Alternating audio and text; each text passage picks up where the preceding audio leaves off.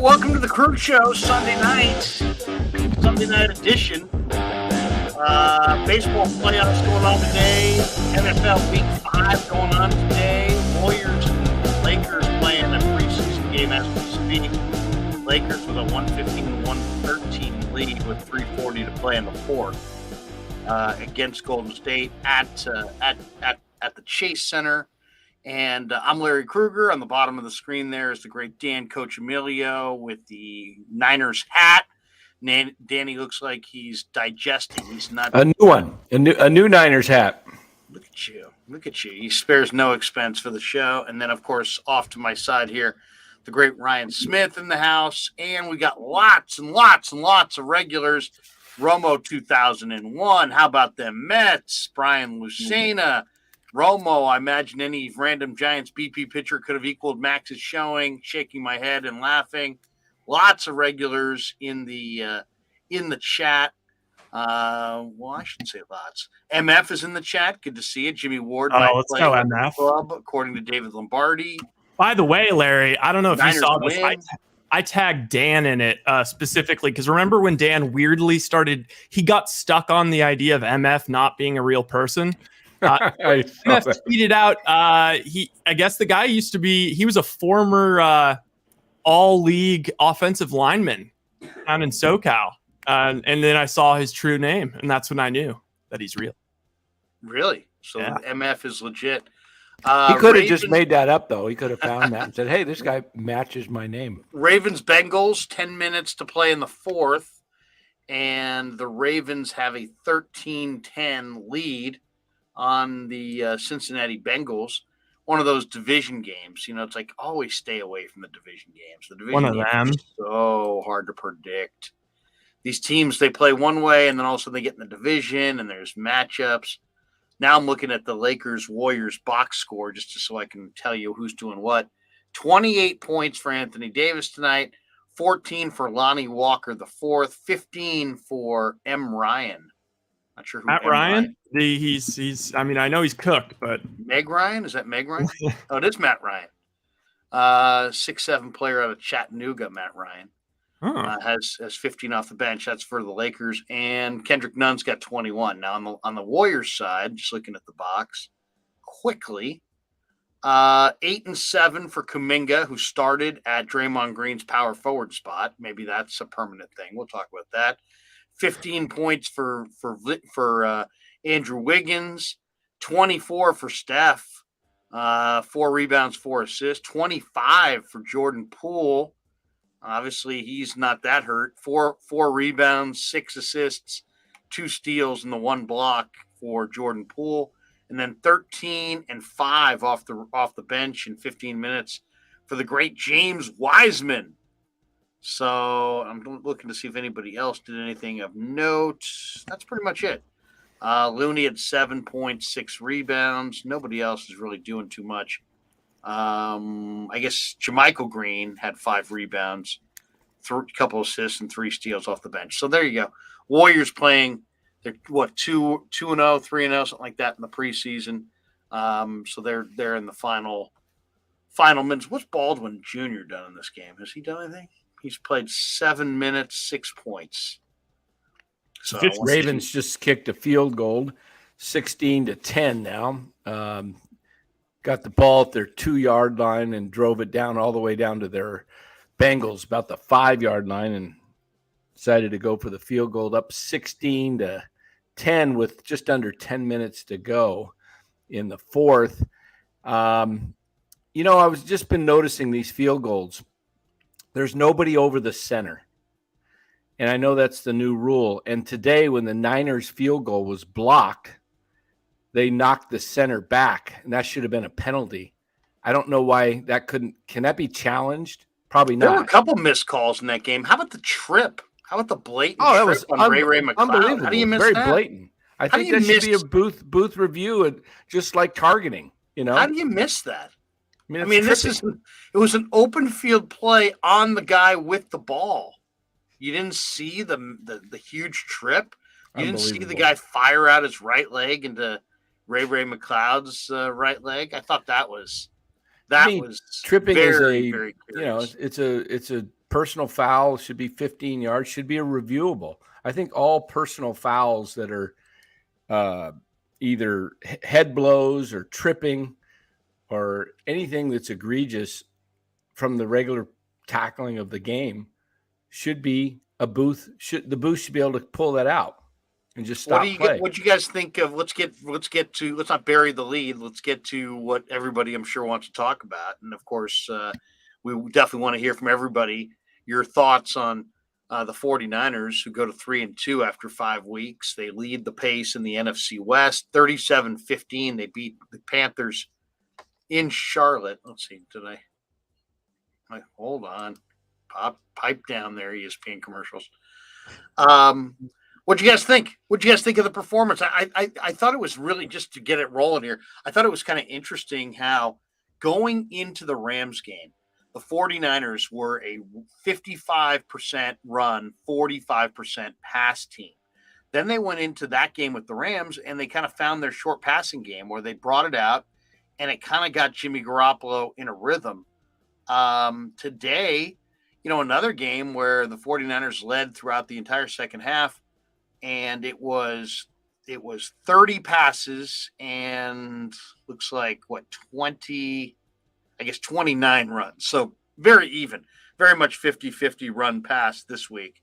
What'd you think of the game plan? Big day for Jeff Wilson. Some really nice performances today out of Ayuk, out of Kittle, Juwan Wilson Jennings, on my fantasy Tevin team. Coleman, Dre Greenlaw, another double-digit tackle day. What was your guys' takeaway on the game? Well, I thought it was. Thought they played well. I thought there was a couple things they could have done better, but all in all, I think Jimmy is just getting into a rhythm. This is really his third game, and I think he's going to get better as the season goes along. And I think, not to cut you off, but on that same point, did you guys see I listened to the Tim Kawakami interview with him. It was like 15 minutes this morning. About his arm and shoulder. Yeah, he was saying that.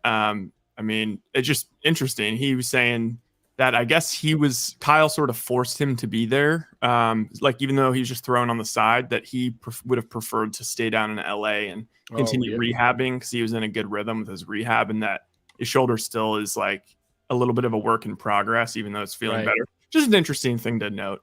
And then go ahead. Yeah, I think it's going to just continue to get better as long as they can keep him healthy and he gets that timing and that rhythm down. I think the Niners offense we haven't seen it work on all cylinders yet. I think we're going to see that as the season progresses. So I like where they're at. I really do. They're 3-2 now, and the rest of the division's all 2-3. So, and they're 2-0 in the division. So they've beaten the Seahawks and the Rams, and just win those division games, because it may come down to a tiebreaker. If a couple teams have, 10 wins. I don't even know, though, the way I'm looking at this, I don't know if the Rams will win 10 games or the Cardinals or the Seahawks. So the Rams lost, right, to Dallas? Yeah, they lost. They didn't look good at all. They lost badly to the Rams, Dallas. The Rams offense is just bad. Well, how about like Green Bay you said, to the Giants today? Yeah, hey, I picked New York Giants today. Did you really? I did. I bet. Should have called me. Should have called me and told me. I had them as part of my 6-teamer. Larry, you were the first guy I thought of, because I was like, God damn it, Larry's gonna wake up and just be like, "F me, man. I'm done before it even starts." Well, not only that, yesterday I had a 6-team money line college football parlay that was going down to Stanford on Stanford beating Oregon State, and then Oregon State scores a touchdown at the last play, and like everybody in my house, guys, is sleeping, and I'm like jumping up and down, yes. And then before I could even get out of bed this morning, I've already put it back by going against the New York Giants, who got to be easily the worst 4-1 football team I've ever seen in my life. I mean, my God, they're so bad. But what did you think of this comment before we get to Russell J's pay comment? He says, SJWS says, today was a Pyrrhic victory, a great win, or a win at great cost with all the injuries. Nick Bosa's got a groin. Robbie Gould. What is Robbie Gould's injury? Was it? I think it's a contusion. He'll probably be able to kick. He took a hard hit on the shoulder, though. Yeah. And I thought that was big. And then Mosley, they're fearing torn ACL, but that was a non-contact. It looked like an ACL. But, the funny thing about that was when they showed the replay, the part that got wrenched was the ankle. So maybe I'm holding out little hope that it won't be a torn ACL, but it sounds like, they looked at the knee. That would be a crusher because that's for the year. And that's Mosley's playing like a Pro Bowl caliber corner. Yeah. And they're deep there, but man, my old buddy used to say the key to pass coverage is pass coverage. In other words, there is no key to pass coverage. You got to have guys. And I've always believed that. And Mosley's a guy, and he's playing at a really high level. So man, that would be. Well, I guess that would open. They're not as good without him. That would open up the door for Verrett probably if he's hopefully. It's asking a lot. 100%. I mean, Larry, you get to take a little bit of. It's not done yet, but I do think you deserve a little bit of a victory lap on your Rams not making the playoffs prediction before the season. I think Dan, I don't even remember what the heck this was on, but last week I feel like it was maybe Dan and I basically said like this is the last time you're gonna be able to get plus money for the Niners to win the division. So it's like the chopping down the tree, yelling timber moment. And I think that everyone sees that now. I mean, the Rams. I know I'm focusing on the Rams here, but I don't know if you saw my tweet. Point differential this far into the season, 5 games, is truly noteworthy. Because a lot of times that's a little bit more predictive of what your score should be. As I'm about to probably lose to Dan in fantasy with the second most points in our league and end up 1-4 with the second most points in the league. So annoying. Dan's in last place, right? No, well, we're going to be tied in last place. We're both going to be 1-4. And I have the second most points in the entire league. And I'm like about to put up another 125 and lose. But anyway, the best and worst point differentials in the NFC right now. Tied for 1 is the Eagles and the Niners at plus 47. After that, it's the Cowboys all the way down at plus 21. Then Bucks plus 20. Then Vikings plus 13. Then if you go bottom 5, the worst is the Commies at minus 38. The second worst is the LA Rams at minus 37. They just might like this just might not be a very good Rams team. And but anyway, onto the Niners. It goes back to the Jenga theory. How many pieces can you pull out before things start to wobble? And this team is built to withstand injuries in a very kind of remarkable way. Bosa, I'm not too worried about. Seems like they're being precautious with them playing on the turf and whatnot. I think Mosley is brutal. They'll be able to withstand it. But, Did you see the thing with where the injury thing is that they're the second worst in the league again? I saw that to the Ravens. Went all the way down. The 49ers are the second most injured team in the NFL. And this, it's like you forget about year after year after year after year. Yeah. And I don't know what to point to at this point. I refuse to just say, Shanahan, it's on Shanahan. Yeah. And I know a lot of people want to go that direction, and I understand that. Everything is on Shanahan at the end of the day. But I don't see gross negligence from Kyle Shanahan and how he handles his football team. I just don't. I don't think so either. And Russell J, let me read this one. Russell J donates $5. Says Jimmy looked like he had some real swagger against a tough D. Lots of good scripted plays. He would have had better stats, not for the drops. There were a couple drops for sure. Yeah, I think he was 7 for 8 on third down, and the one he didn't get was one Ayuk kind of dropped. But I think, don't you think we're seeing the recipe for Niner success? It's Jimmy, don't make the huge negative play. And as long as you do that, spread it around to your weapons, run the ball a little bit, and lean on your killer defense. And that's going to be enough to win, I would say, 3/4 of the time in the NFL. If they just don't turn it over, run the ball, distribute it around. If the play is a broken play, don't try to make it. Just throw the ball into the turf, punt it away, go on to the next play. Don't try to win the game offensively. Just try not to lose the game offensively by just avoiding negative plays, avoiding sacks. What are negative plays? Sacks and interceptions. It's real basic. Don't take a bunch of sacks and don't throw a bunch of picks. If he doesn't take a bunch of sacks and doesn't throw a bunch of picks, and you don't fumble it, out of the yard, with this killer defense, you're going to beat all of the Carolina Panther type teams in the league. And you're probably going to beat all of the teams that are one tier above the Panthers. There's only a handful of teams where Jimmy's really, Kansas City, Buffalo, Philly, maybe 3 or 4 other teams that you can think Cincinnati, did they get in? Ooh, I thought he got in. I want to see a review of this. But you know what I'm saying? Don't lose the game. Don't lose the game. Avoid your super negative plays. Be like Brady and Breeze and all these guys through the years who they don't try to make every play. It's jailbreak on the quarterback. They throw it into the turf, or they throw it away and take the penalty. They don't just flick it up there and take a chance on an interception. And so just avoid negative plays, avoid sacks, avoid turnovers, and they're going to wind up with 9-10 wins. Yeah, I think they're uniquely positioned this year, Lair. Exactly what you're saying. Like they are one of the not even a handful. And there's like maybe 3 teams that actually have an identity this early in the season. The Niners have their identity. Kansas City does. Buffalo does. Philly does. And other than that, I'm not really sure who does. And they know what to do to win. Or they know what to do going forward. I don't think anything's going to change. I think this is going to be the identity for the rest of the year. Yeah. And there's just not many great teams at all. And if you just look at the NFC, I mean, the Eagles is about the only team right as of this far in that I'm like, oh my God, I'm like, the freaking Packers, man. the Packers lost today to the Giants. They talk about a team with no identity. They don't know what they are.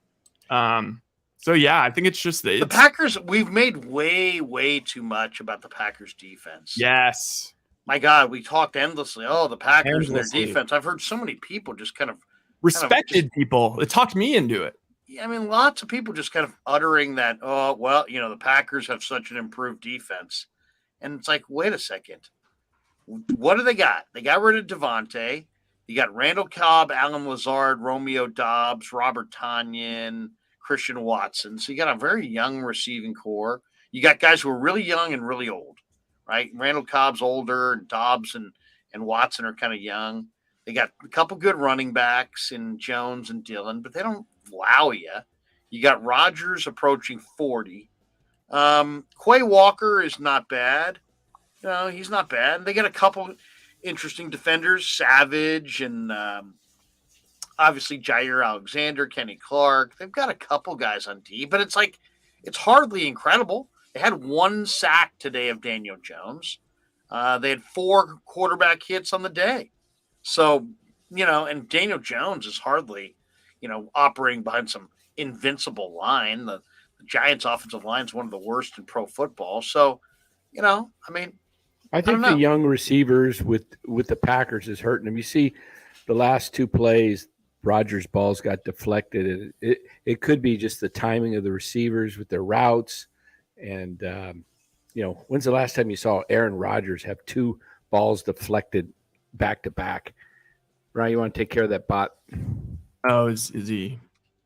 What a loser. Dude, come on, man. Loser. Nice. I mean, this is what you look forward to Sunday nights? Jeez. He's owning us.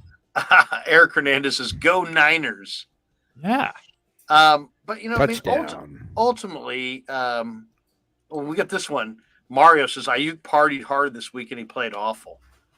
I think Ayuk has moments where he looks like he's like one of the best receivers out there. He's got great strength. He's got great hands.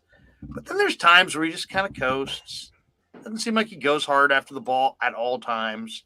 He's kind of an interesting player. He had 3 catches for 58 yards on 4 targets. He made some amazing catches, that beautiful play across the middle. But then there'll be other plays where it's like, there was a play. Did you guys see in this game where Jimmy G stared down Ayuk when Ayuk was on the wrong side of the formation and forced Kyle to call a timeout? And they're like, oh, the 49ers call a timeout. And you would think that Garoppolo would have turned to the sidelines and gone over there. Instead, he is literally – wait, hold on a second. He's literally staring down Ayuk on that. So sometimes I think Ayuk might be one of those guys that, maybe forget some of the plays or isn't maybe not the most up on his playbook. I don't know, but we've seen multiple examples now of him kind of lining up wrong, and Jimmy needs to kind of direct him to his spot. And if he was a rookie, it'd be one thing, but this is a veteran receiver who's a, number one guy. So, I won't say he played terrible. He led the Niners in receiving. They only targeted him 4 times. He caught 3 balls. So it wasn't like, I've seen receivers who've been targeted 12 times and caught 3 balls. So I don't know that you can say that he was terrible today. But one penalty. Did he make it or miss it? Oh, wow. Extra point. Just barely made it to put the Bengals up 17-16. It looked like it went right over the upright. Are the Bengals going to beat the Ravens in Baltimore? Watch Tucker hit a 68-yarder to win the game. Look at that extra point. Is that good or not? That is – that would have been boink if it was lower. We don't know how they call that. Hey, guys, would you guys mind I have an exercise I just thought of that I just real quick rundown for the NFC. I'll really quickly and give me your answers. Sure. So, because obviously I think that the Niners have the best defense, and if not the best defense, well, no, the Niners have the best defense. If they're missing some people, then they're probably at the level of like Dallas and the Eagles. But if I'm just going to run through every team in the NFC right now. So with that in mind, and then with also in mind that they, are at least tied for the best running game or maybe a tick below. In terms of like quarterback play in the passing game, like what teams do you feel like are significant? Like say like, okay, yeah, they're significantly better. Okay. Than what? Better than what? Then like Jimmy G and the way in the Niners' current passing game. Or I guess you could just say quarterback play so far this year. Significantly better? Yeah. Well, I mean, clearly Josh Allen and Mahomes. Oh no, I'm just saying just the NFC. So like, okay, so Eagles Hurts has been significantly better, I'd say. Right. Dallas Cowboys, I don't think you can say Cooper Rush has been. No. New York Giants, no. Washington Commanders, no. Wentz. Did you see Wentz today? Wentz was an interception in the game. Oh my gosh. Okay, Minnesota Vikings. You can't say that. He's got. Kirk Cousins definitely has some rhythm going with Justin Jefferson and Adam Thielen. There's no doubt they can make plays. They can make plays because they've got field reps together that Jimmy probably can't make with his receivers. So I'll say Cousins for sure. Okay, say Cousins. All right, and then the Packers. Aaron Rodgers, of course. Although the passing game this year hasn't been that good, but you have to give it to Rodgers. Bears, no. Lions, no. Bucks, Tom Brady, got to give it to him, right? For historical. And then Saints, broken back Winston / Dalton, no. Falcons, no. Panthers, no. Okay, Rams with Stafford. So far this year, Stafford has not been as good. But Stafford can play pitch and catch, and he knows. He sees the field better than Jimmy. He's got a better arm. He's got a quicker release. He's, I think, more dependable. He's more consistent. I would say they're showing that extra point again. See, I don't think that was going to be good. That's weird. Anyway. And then Cardinals, in terms of, obviously Kyler's a far greater talent, but just in terms of the consistency of their passing game and all that, like I wouldn't say it's like, significantly better. Showing it again. They lost again. They don't go down the field. Murray was 28 of 42 for 250. Yeah. But he ran 4 times for 42 yards. Hilariously, the Seahawks, I like what Geno Smith's been doing, but come on. Can't say he's significantly better. So then that means the Eagles, the Vikings, the Packers, and the Bucks are the only teams with like true – and the Rams are like the only teams where it's like, okay, they have a truly better quarterback / passing game going this year and in the foreseeable future. That's just not that many. No, it isn't. And then the other thing is, I mean, look at Philly. Philly won today 20-17 in Arizona. Jalen Hurts was 26 of 36 for 239. They sacked him twice. He ran 15 times. 15 times for 61 yards and 2 touchdowns. That's a lot of runs for your quarterback. He's not the biggest guy. Could wear him out.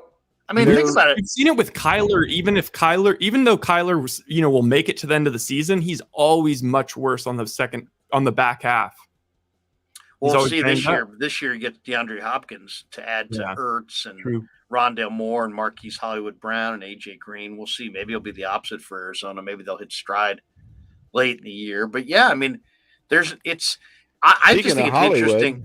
It's interesting. Well, yeah, Hollywood Brown has been terrific. 8 catches, 78 yards. And MF says I swindled him in the trade. Yeah, I mean, what did you trade? He traded Trevor Lawrence for him.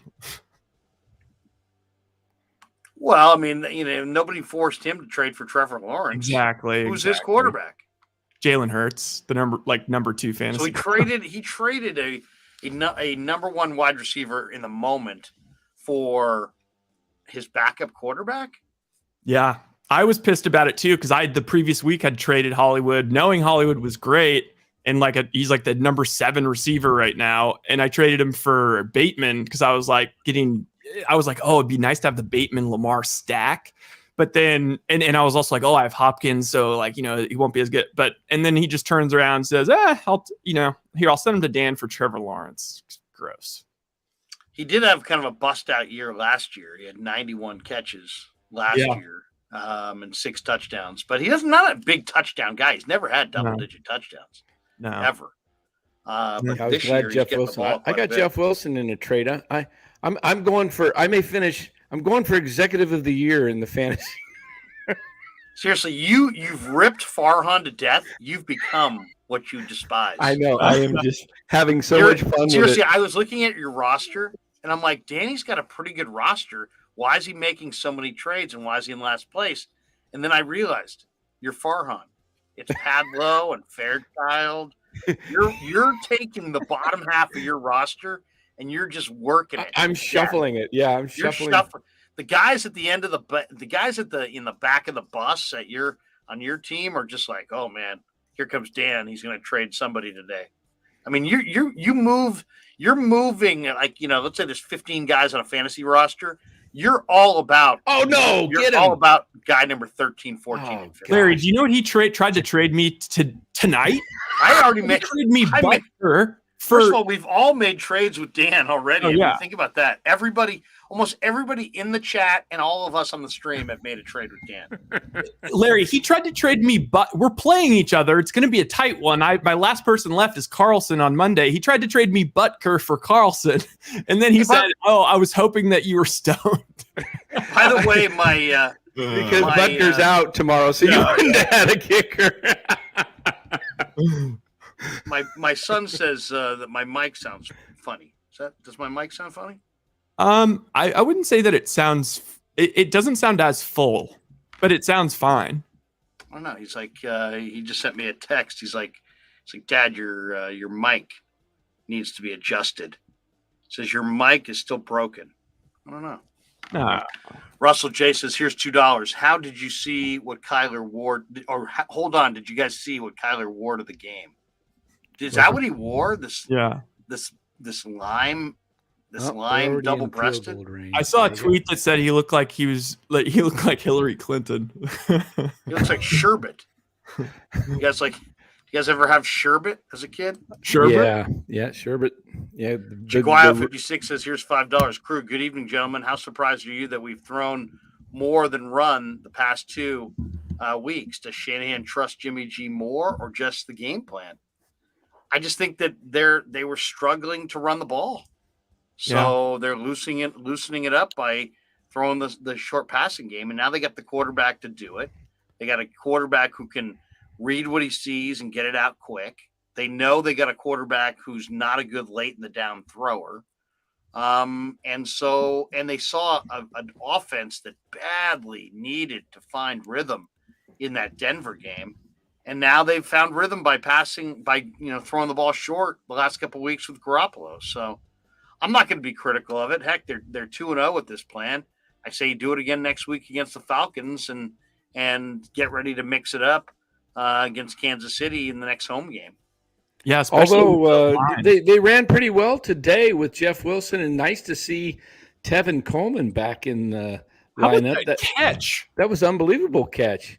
I was on the phone with Danny, and I was screaming into the phone. That was awesome. Tevin Coleman, when I first saw that move, I was like, oh, really? You're going Tevin Coleman? Yeah. Then we did an interview with him this week, and you can kind of see, Tevin Coleman is a tough guy. He really is. So you can see why Kyle trusts him, because there's a toughness about big this play guy. here, 3rd and 1 with 46 seconds to go. If they get the first, it'll probably be over. They'll run the clock out. Jackson up the middle. Oh, he got the first down. They're going to be able to run the clock out now and have a Justin Tucker field goal. Cincinnati was calling timeouts, trying to save time if they kicked the field goal on 4th down, so they'd have still 30 seconds or so left to drive it down. But now it's going to be what do you think? Is it automatic, guys, that Tucker makes it? They're within it's probably like a 45-yarder right now. He's the most automatic kicker in the sport. I'm going to say he misses it. Justin Tucker automatic. I'm going to say he misses it. By the way, Brian Lucina donates $2. Says Trader Joe's had an outstanding mango sherbet. Wait, is it pronounced sherbet or sherbet? Sherbet. I pronounce it sherbet. I think there's no ERT. It's there isn't. Sherbet. I thought it was like Justin Sherbert. Here's the thing. I think it's sherbet. Does he should make it. He's 24 of his last 25, 96%. Justin Tucker. I know, but the last one he made, he kind of took like a to the crowd like a bow, not a bow, but like, hey, kind of put like, what do you expect? So you saw Wisnowski, hit a was it a field goal or an extra point? Here it is. I'll announce it. Ball's snapped. Place down. Kick. It's right down the middle. Over. What's amazing is that the offensive football, the passing game looks just awful around the NFL. Horrible. But we've never seen the kick. The kicks and the punts are amazing. The punters are better than ever. The kickers are better than ever. The quarterbacks seem worse than ever. Yeah, it's really weird. You would think there was this feeling that, and I don't know enough about game. I was trying to find like an explanation for this, and I don't know. I haven't been watching enough teams around the league to know this or not, but like I heard, ever since that whole too high thing made its way around the league where, every team was forcing like Mahomes and whatnot, all those type of quarterbacks to just, keep everything short and in front of the defense. And now that's kind of spread around the league, and maybe that has something to do with it. I don't know. By the way, the Warrior game's over. The Lakers win. AL925 says Dub's game was somber tonight. Why are people so somber? Preseason game. It's what, just because of the fight? Probably. Oh my God. I heard Kerr say it, and he's absolutely right. He said in all of his years in the NBA, he's seen like 25 fights like this.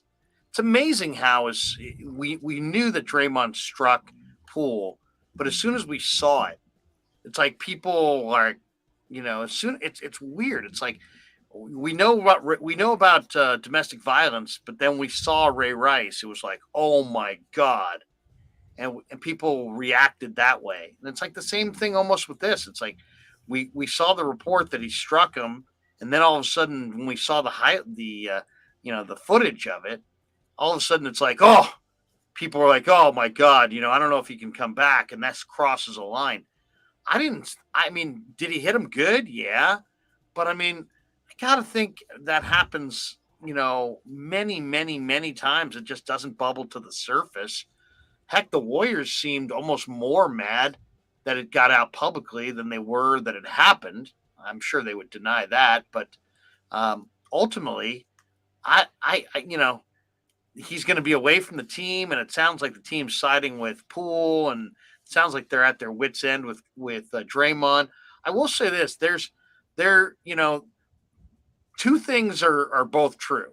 One is that exceptions have been made for people who produce at a high level for as long as time is being recorded. If you've been able to produce at a high level, they're going to make exceptions for you, whether your name was Barry Bonds or Draymond Green or anybody else. You see it in business all the time. There's people, Howard Stern. You think people like Howard Stern at Sirius XM? No, but he makes millions of dollars. So they give him his own elevator and everybody stays out of his way. And he's like a king walking around there. But as soon as his ratings fall to just ordinary, his ass is out of there. And as soon as Barry Bonds' numbers fell from 70 home runs to like 28 home runs, he was out of there. And the same thing's going to be true with Green. As soon as he's no longer, this incredible winner, defender, key cog on a championship club, his ass is going to be gone. And it's just because people will stomach you if you produce, but as soon as you don't produce, you're gone. So I guess the question is, what if you're Golden State? What do you do? What do you do? Do you do nothing and just, bring him back and see where the thing goes? I don't want to hear any. I agree with the crowd that says, you know what? I don't need to hear anything more from Draymond. Now it's about actions. It's about prove it. It's about show that you can control yourself. Show that you're not going to go off the handle and drop one of your teammates or cost the team a title or, bring somehow negative light on your franchise. I agree with that whole notion. I don't want to hear what he has to say anymore. I really don't. I don't want to hear what his reasoning is. I just want him to just, fly right. You fly right or you're gone. But some people would say he's already kind of outlived his usefulness and they ought to trade him. He's just always the center of. I'm okay with trading him. I wouldn't want to trade him, but I would say this. This would make me at least canvass the league, right? I think you owe it to yourself and your team. I know what Draymond means. I love the guy. I don't think they win any titles without him, and I'm not sure if they win any titles without him going forward. But I wouldn't try to trade him, but I definitely would canvass the league to find out who wants an expiring contract, who wants a tone-setting veteran who's never, maybe a team like Detroit that never won, and maybe you want a guy who's going to show guys how to win. But I'd be willing to at least listen to what offers anybody wants to throw at me for a player that's awesome. Let's be honest. This whole idea that, he sucks. No, he doesn't suck. The guy, you kidding me? He's not an offensive player. He's a tremendous defensive player. Whoever shot blocker, he's a distributor. He's not crap. He's good. Yeah. I think whatever happens is he's got he can opt out this year and be a restricted free agent. So he signed for next year as well. He just blew any chance of getting a bigger contract. I don't think he was ever going to get another max deal, to be honest. I don't think he was even getting a max deal, but even if he opted out to try and become a restricted free agent and maybe take a 2-year deal somewhere with the same money, or, he was getting what, $25 million or roughly. Maybe he doesn't take a 4-year deal, but maybe he takes a 2-year deal at $28 million somewhere, with the Lakers or something like that. I don't see anybody doing that now. And so the Warriors may, if he turns around and shows because of that one punch, you think there's that many people that were going to pay him that now aren't? I think if you know what Draymond is, come on. We all know what he is. He's an awesome distributor, awesome rim protector, winner, leader. He's a terrific player. No, I do think that punch cost him crosses millions. the line. I think it cost him because you're not going to pay. You might take him on your team, but you're not going to pay him all that money to deal with the headaches. I mean, imagine how much the Warriors have put up with because they're so good and and he's helped so much. But who's going to put up with that somewhere else that doesn't have the top talent to go all the way? Because unless Draymond is on a team that he can make a difference and to become a championship team, he's not going to be that valuable to a team like the Lakers that would probably be in a 500 team with him. But the Lakers don't have anything to trade to get him if they wanted him anyway. No, I'm just talking about even as a free agency. I will say, did you see, I think Bill Simmons was just being a troll about it, but he put out like a trade machine trade where it was like Draymond to the Lakers, or it was Westbrook. Yeah, the Lakers have nothing to trade. Westbrook to Indiana, Miles Turner to the Warriors, and Draymond to the Lakers. And also the 2 future firsts of the Lakers to Indiana. Yeah. Well, the Lakers have made it clear they don't want to move those unprotected first, so that probably kills that trade. But yeah, I mean, the Lakers are the most. The Lakers, LeBron James he's such a bad executive that he totally screwed up the Lakers for years with the forcing Pelinka to make the trade for Westbrook because you can't move Westbrook. He makes so much money.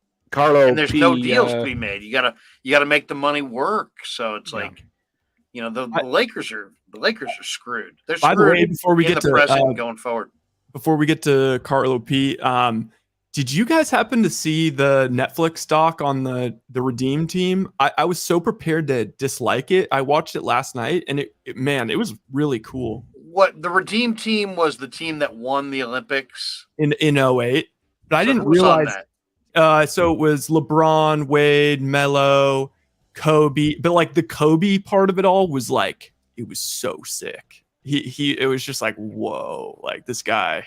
It's like, this is like what a real alpha dog is like. This is crazy. Like I haven't seen it yet, but I'd like to see it. Yeah, hey, Carlo P. Actually, MJ punched Kerr, so that's the other thing. I thought Kerr punched MJ. No, MJ punched Kerr's just credited for taking MJ's punch, and Anonymous says Draymond's Dennis Rodman light. Dennis Rodman won a lot of rings. DJ Venus says Poole is a solid player with a lot of potential, but let's pump the brakes. He's not an all-star yet. I don't know what that has to do with anything, but yeah, I agree with that. Russell J says $5. I'd let Draymond punch me if it meant we could move on from this topic tonight. Russell J. He's got just kind of an odd perspective on everything.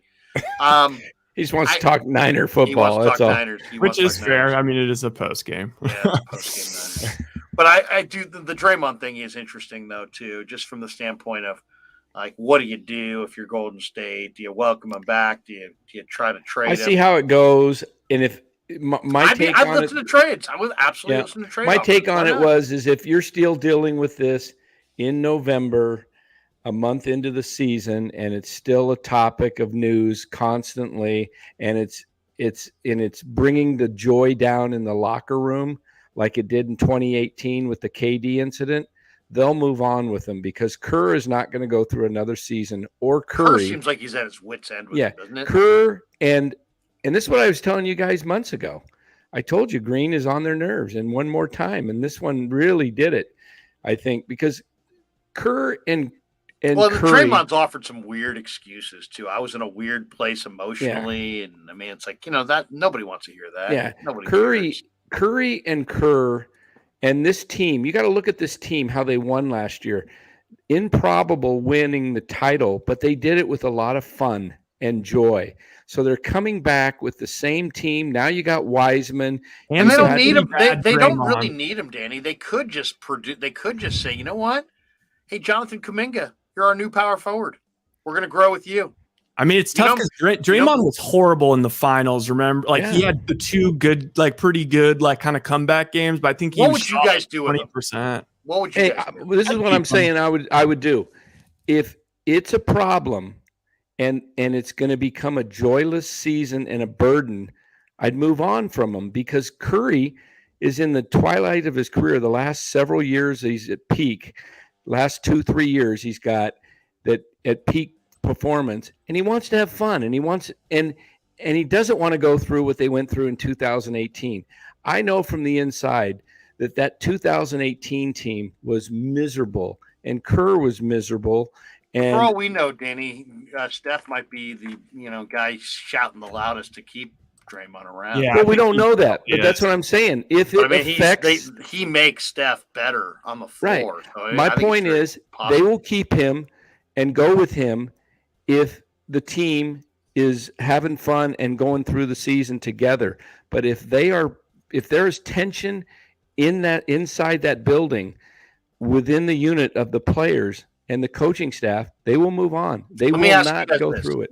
Let me throw you out I threw out a list of trades the other day, and of course, anytime you put a trade on paper, you got people who are like pissed because they think Draymond's worth more than the players that are coming back. Then you got people that are pissed because they're fans of those teams, and they're like, we wouldn't trade all that for that guy. It's like, so it almost always, the reaction's almost always like that. But what do you think of this trade? Because this is a trade that I think is fair and makes sense. You can trade Draymond back to Detroit. He's a Lansing, Michigan guy. Send him to Detroit. You send him to the other conference, basically the equivalent of Siberia. So you never have to worry about seeing him ever again, pretty much. And you could take back Alec Burks, who was on the team before. You know what he is. He's just a mediocre swing man who can shoot the ball a little bit. Nerlens Noel and Saddiq Bey. You get one nice young piece in Saddiq Bey, and then you take a couple of kind of mediocre veterans with kind of bigger contracts who expire, I think, at the end of the year, and Burks and Nerlens Noel. And for the year, you got Burks and Noel, and next year you say goodbye to those guys, and you go forward with Saddiq Bey, and you basically replace Draymond with another player. Hey, here's another possibility, Larry. I think Saddiq Bey is, in a lot of ways, would be the perfect guy. Why? Because he's 6'8". He knows how to play. He can play the 3, the 4. I think you can win with him. He's young.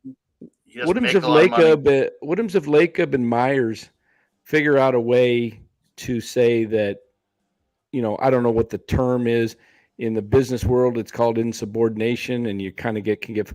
What if they find a way not to pay him and they don't have to? They save like $100 million because whatever the $25 million he makes plus if you want to just destroy the locker room, you pull a move like that. Yeah. First of all, you want to never sign a free agent again? No, I'm just saying if they just say, "Hey, we're moving on from him," and but the rest of the league says, "You know what? We're moving on from you in free agency." If you're going to treat players, I can see that. Players tend to. Then there was also a report today, by the way. I think it'll blow over. I do think it'll blow over in the next few weeks to a month. And like I said, if it doesn't, and if it's inside the locker room, they'll figure a way to get out of it. But I don't think that. I think that they want to keep Draymond, and what this did actually is just lower his value, not like make him untradeable, but he already was one of the lesser. He was already one of the more difficult people to move in the whole league, just because everyone saw him 2 years ago on a crappy team, and that team won like 8 games or whatever. 15 games they won, yeah. But he's got to have. I mean, this guy plays defense. This guy's a distributor. This guy makes smart basketball play after smart basketball play, and he's got rings to show. I think he figures it out. You don't think? No, I don't. Fans around the league. I think the GMs around the league would view him like, if we trade for this guy and give him an extension, that he could be the reason why I'm fired. Oh yeah, no doubt. It's a risk. It's high risk. I mean, he's no doubt, for sure. No doubt. But he's also a winner. He's also been about a lot of winning. And I'll say this. I mean, we all, you can say what you want about Draymond's temper, and it's real, and he crosses the line consistently, right? That's his downfall. But he also, in big moments, plays with a ferocity and an intellect that almost goes unmatched in the sport. I gotta think, if I'm one of these teams, Portland, any number of these teams has tried to climb the playoff ladder, and you're not there. Some people could view him as the final piece to the puzzle. I agree, but at like maybe at a lesser money. What do you think of my trade? What do you think of Alec Burks, Nerlens Noel, and Sadiq Bey? I mean, the Warriors get down the road. They don't get anything great back, but they get something back. And he gets to go home. You can't really do that though, Larry, because they don't have enough roster spots. That would push them over the 15, and they don't want to go over 14. If you brought in 3 players for one, cut somebody. I mean, you could always. You'd have to buy. It would be a buy. It'd be a trade, and then buy those guys out. You'd have to buy somebody out. But I'm just saying, that to me is a realistic trade. Why? Because you've got one nice little piece there in Sadiq Bey. You got a couple guys who are just totally forgettable, move them on kind of guys, and you're moving Draymond out of the conference. You're never going to see him again. You basically are like sending him to Siberia, because the Pistons are never going to contend for a title at any point with Draymond there. So it's almost like you're banished. The only reason I wouldn't mind that is because I would get a nice prime rib dinner. Oh gosh! All right, Ryan Swenner says, "Can you please move on from this? This topic is already played over and over." Last thing I'll just say is, I don't think it's going to be an issue. The only thing that could possibly make this thing weird all year is just, and I think the reason why the altercation happened is that Jordan Poole thinks he's about to get like some huge money, maybe even more than what Tyler Hero just got, because he set the market for that type of player. And Draymond is concerned and wants to get that final paycheck. And so when he sees Poole kind of walking around and talking like, "Oh shit, I'm about to get paid," it pisses him off and stresses him out. So maybe part of that's true. Maybe he doesn't like Poole walking around. But I don't know if when you're talking about the kind of money that Draymond Green has already made, come on. Yeah. If he at this point is about money, something's awfully wrong with his financial advisor. Danny, would you agree? I mean, he's got to have made 150. If you're walking around angry about money and you've got $150 million in the bank, I don't know, man. Yeah. The only thing I will say going forward, and we can move on back to the Niners, is if they just decides to, everything gets right, just shut up. And, the press conference, he said the same thing over about 18 times. Just, okay, you've said what you're going to say. Now go play basketball and focus. Put your focus on the team and building relationships inside your building. And stop trying to worry about your future career, your podcast and all that. It drives, I don't know. I just don't even want to hear him anymore. I just want to see him play ball. All right. Yeah. And I don't think anyone wants to hear us talking about it anymore. So exactly. Let's jump back to the chat. We got a couple in here that I think are really interesting before we go back and talk Niners. Chiguayo 56 says, who plays opposite Ward, Aubrey or Womack? I would say Womack is in front of Aubrey. I haven't seen you talking about the Michigan kid in year 2. I haven't even seen him. I mean, I can't honestly say that I've seen him at all. Also, Verrett may be coming off the he's in practice now, and if who knows where he's at. Maybe it's Lenore with Womack going to the nickel. That's what I was thinking. That's what I was thinking, Lair. And I was thinking, dang, it would have been nice if Jimmy Ward was back. Then you could have Nick. He broke his hand today, didn't he? Yeah, he's got a broken hand. There's also this one. There's also this one I think is interesting, and I know we're all over the place tonight, but this one is interesting. MF says the Giants will pursue not only Yankee star Aaron Judge in free agency, but also Dodgers all-star shortstop Trey Turner. This is according to Bob Nightingale, who wrote that. And then Nightingale also said, anonymous says, MF Nightingale was high on shrooms when he wrote that. Then he also has another one in here that MF is. This is an interesting one too. He says the Giants are hoping to trade Tommy LaStella this winter. Nightingale wrote he had surgery on both Achilles tendons last winter. Struggled this season. He's owed $11.5 million next year. I believe that is. There's also an article out there that they said they're going to move on from Longoria. They're going to buy him out. I did see that as well. Longoria wants to come back for $13 million, but the Farhan's saying hell to the no on that. Here's your $5 million parting gift. Beat it. They've got too many options up there. You've got J.D. Davis, you've got Villar, you got Casey Schmidt coming. I mean, they got other. There's a whole list of free agents. Flores plays third at times. Flores. I mean, they got options. Yeah, Colton. Not to mention Colton Welker. Yeah, who they just signed. They got to get younger. They got to get younger. Yeah, I don't care about any of those any reports like that. Like that's not even saying anything. It's just saying like Ryan will pursue Gisele Bündchen this summer. Like, okay, what is that? So really? Hey, what do you think? What are the odds on that, Ryan? Oh, pretty low. Yeah. That would be interesting. Nick says, I had an argument at Whole Foods today. My knee hurts. Tomorrow I can go punch my coworker, right? I'm going through things, so it's okay, right? F Draymond. All right. I mean, I don't know. I agreed with until you got to the last thing. Yeah. I love Draymond Green. And I think if you're a Warrior fan and you've been rooting for this guy, I mean, people have frailties. People have weaknesses. People have their Achilles heel. So to me, if you're turning on Draymond at this point, to me, that's a little premature. What was that last one you just had up there a second ago? The LaStella thing, wasn't it? No.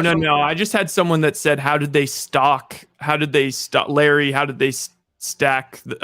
Lynch and Prague stack this defense with so much depth? Yeah, it's amazing, really. I mean, they're hitting on undrafted free agents and day 3 picks. I mean, Womack round 5. They spent all their money on Charvarius Ward. Aziz was undrafted. Dre Greenlaw was a 5th round pick, I believe. Yeah, 5th Fred round Warner pick, was a 3rd round pick. Yeah, BYU and Amenahue was a trade. Right, Drake from Jackson Houston, had a sack today. Drake Jackson looks good. He was a 2nd round pick. Yeah. Ebukam was a free agent. I mean, just astute signings and trades and pickups, right? I mean, as simple as that. Womack was a late pick. Nothing complicated. Yeah. You know what's interesting is the other night I was back to getting this thing back to Niners. So, Shanahan and Lynch's first year was 2017. Look at their drafts are really, as we're aging, starting to look pretty good, especially the late round picks. Obviously, some of the ones at the top didn't work out, but look, 2017, okay, dud, Witherspoon, man, dud. George Kittle, though, got an all-pro in the 5th round. And DJ Jones. And Trent Taylor's on with the Bengals now, isn't he? Now 2020. Who's on the Bengals? Trent Taylor. Trent Taylor's on the Bengals. Okay, now 28. DJ Reed was with the Seahawks last year. Who's he with this year? Yeah, but in terms of like who's on their team. Tackle. They took him 9th. Yep. Then they went Pettis in round 2. No. Warner, that was a great pick. Unreal. Tarvarius is still on the roster. Kentavious Street's a good player. He's just not here anymore. DJ Reed was a good player. He's not here anymore. But these guys are in the league still. Marcel Harris could hit. Richie James is one of the Giants' better receivers. Yeah, it's not actually a bad draft. Not bad. Now we're getting into like, holy crap. Bosa, Debo, Jalen Hurd. Like that's just like 2, like maybe top 15 in the league guys. Like first they didn't take Ryan Finley. Why is he there? Maybe they traded that pick or something. But yeah, Drake Greenlaw. Winowski is one of the better punters in the league. Oh, I love how they have Santa Barbara City College. Wishnowski, Dre Greenlaw. Ron Holder says, here's $4.99. What the fuck? I tuned into the Niner post game, not the Warrior roundtable. Yeah, fair. I mean, think about this draft. Nick Bosa, Debo Samuel, Dre Greenlaw, and then Mitch Wishnowski. Like, that's looking at Justin School on there. How did Jalen Moore fare today? Next draft. Yeah, now let's how look did at Jalen Moore fare? I saw Justin School. How did he fare today? He got burned one time where he just absolutely did not move his feet. Oh, that's right. I remember that. Yeah, and he just looked really slow. But I mean, overall, it wasn't too bad then. I'd have to go through and look at it. The guy who really is impressive to me is Aaron Banks. Oh yeah. I'm the more I watch Aaron Banks, the more I like Aaron Banks. Well, and let's hold broad as off on hell. that for a second because we're about to get to Banks. So in 2020, Kinlaw still is a little bit of a not quite sure, but overall still like a decent. Yeah. Ayuk, I think, was honestly great value at 25. I think he's been great. McKivitz has been really good. Wow, they didn't have a second, third, or fourth round. Yeah, so they had a 5th, 6th, and 7th. They got McKivitz and Juwan Jennings and Warner. Warner's still on the. And Warner. Those guys is on all those guys are on the team. Yeah. Now we get to 2020. And by the way, all these years that we're pointing to, each year there has been 2 or 3 undrafted players that were as good or better than the players on these lists. Right. That's so true. I wish that was included. And then Al-Shire, Kendrick Bourne, you name it. I mean, there's just several guys. Jordan Mason. Look, everyone's going to focus on the Trey Lance aspect of everything. Well, guess what? That's just, we don't know yet. But we got the Niners got potentially a total stud at guard in Aaron Banks in the 2nd round. Sermon gone, Ambry Thomas, Jalen Moore, Diamador Lenore is looking like a great corner all of a sudden in the 5th round. Also in the 5th round, potentially an all-pro safety, and then a fantastic starting running back in the 6th. If you flip that draft upside down, it looks even smarter, right? Yeah, Elijah Mitchell round 1, Bonga round 2, Lenore in round 3. But and if Trey Lance fulfills his potential, Aaron Banks is in his 2nd year. In all reality, this is like his rookie year playing. Look at this draft, though. Look at this last draft. Drake Jackson in round 2, Ty Davis-Price, Danny Gray, Spencer Burford, Samuel Womack, Nick Zakel, who they really like, Kalia Davis, who they really like. He's on injured reserve. Tariq Castro Fields has now moved on, but Brock Purdy in the 7th round. So I think that this is one of those. Jordan Mason is a free agent. On the team. Part of the reason why I wanted to do this is it takes 3-4 years to really be able to see what ended up actually happening in this draft. We already like the promise of a lot of these guys. Burford's already starting guard. But Drake Jackson looks great. You have an entire class of undrafted free agents. I know. In every year. They're hitting on those. Let's be honest. Kyle Shanahan is probably one of the top 5 or 6 most respected head coaches in football. If everybody fired their coach tomorrow and they were all free agents, he would get a top 5 contract. No doubt in my mind. Then Lynch, I would say during Lynch's tenure, now you can be critical, and I have been critical at times, but during John Lynch's tenure, the 49ers have consistently had one of the NFL's deeper rosters. There's just no doubt about that. Do they lose? Do you think they lose Adam Peters this season, off season, Peters? Possibly they could lose D'Amico and Peters. Plus, they'll lose D'Amico for sure. Trent Williams trade, that is just insane. Trent Williams trade was a really good one. What, a 2 and a 4 or something like that, or a 2 and a 3, something like that. And other than that, pretty much everything. And then the trade for Jimmy Garoppolo. Other than those 2 trades, pretty much their entire roster has been built through the draft. I mean, it's kind of hard to even think of one giant free agent or one giant trade that's probably Tavarius Ward is their biggest free agent right now. Yeah, and he's looking like a steal. He looked incredible today. Russell J says, "Here's $2, Larry with the F-bomb." Did I drop an F-bomb? Yeah, when you read the chat, when you read the super chat, he got you too. Right on, Krueg, the F word and everything. LOL. I'll drop F-bombs every now and then just to keep you guys honest. We've got this one from Justin Kerwin. He says Kinlaw's been a bust, injured last year, now hurt still. What a waste of a trade. Let's give it some more time. And that's also another reason why I wanted to point this out, because everyone likes to bring up Kinlaw or Jalen Hurd or Jalen Hurd is a done deal at this point. For sure. But whatever, Samuel Thomas. But the amount of good, unbelievable finds they've had in the later rounds, those aren't focused on nearly enough, I don't think. Well, no, they're so deep that we're not even seeing them come to fruition yet. No.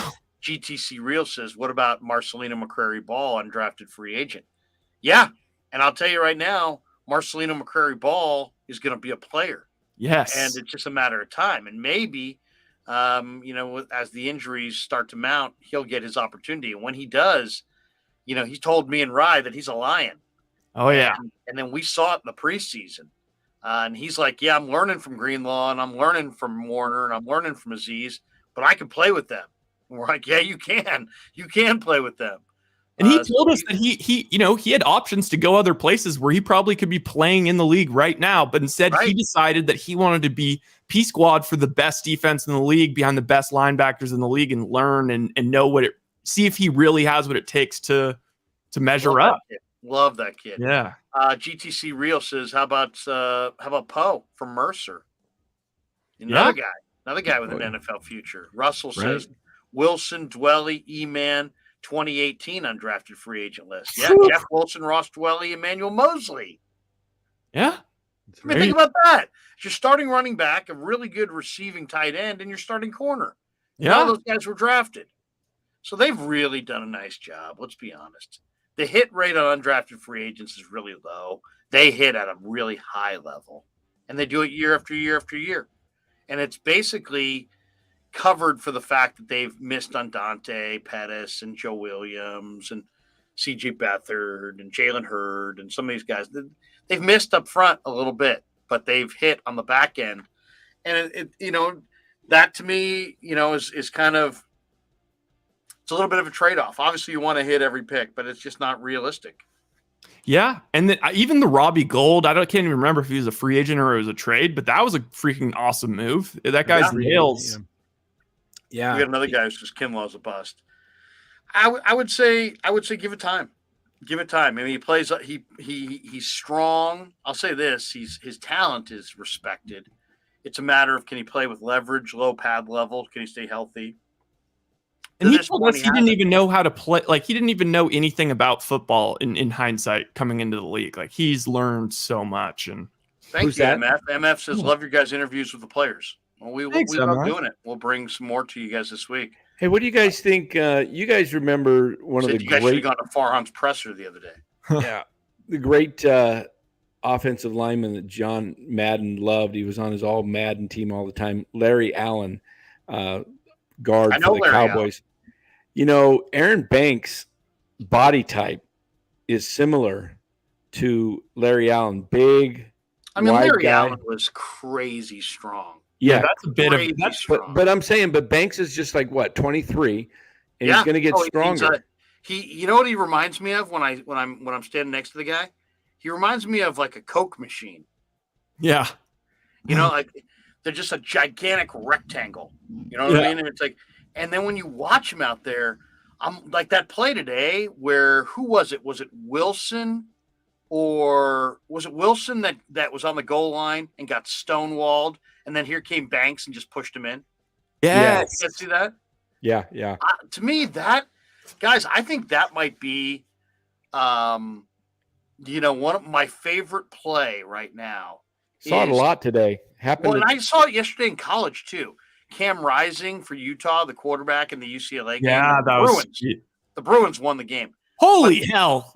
Can we also, sorry. Go on. No, I was going to say about Rising is there was a play. Now, he's a tough kid and he can really run. But I kind of like the look of the quarterback in the shotgun with some form of a spread formation. And then he goes and runs it up the middle. And then you have some lineman just push him from behind across. So if he gets stuffed, who cares? Because you got a bigger, you got an Aaron Banks 320 pushing the guy. Now, obviously, you put your quarterback in harm's way. I don't love running the quarterback between the tackles. We've covered that extensively. But, man, you got two shots at it, really. You've got your quarterback he's pretty athletic. Let's say he's 215 pounds, 220, running full speed from the shotgun. So instead of just taking the snap and trying to lean forward like a quarterback sneak, you got a quarterback who's got like a 2 or 3 yard head start sprinting into the line. And then you have a 320-pound lineman, if he doesn't get in, just kind of pushing forward.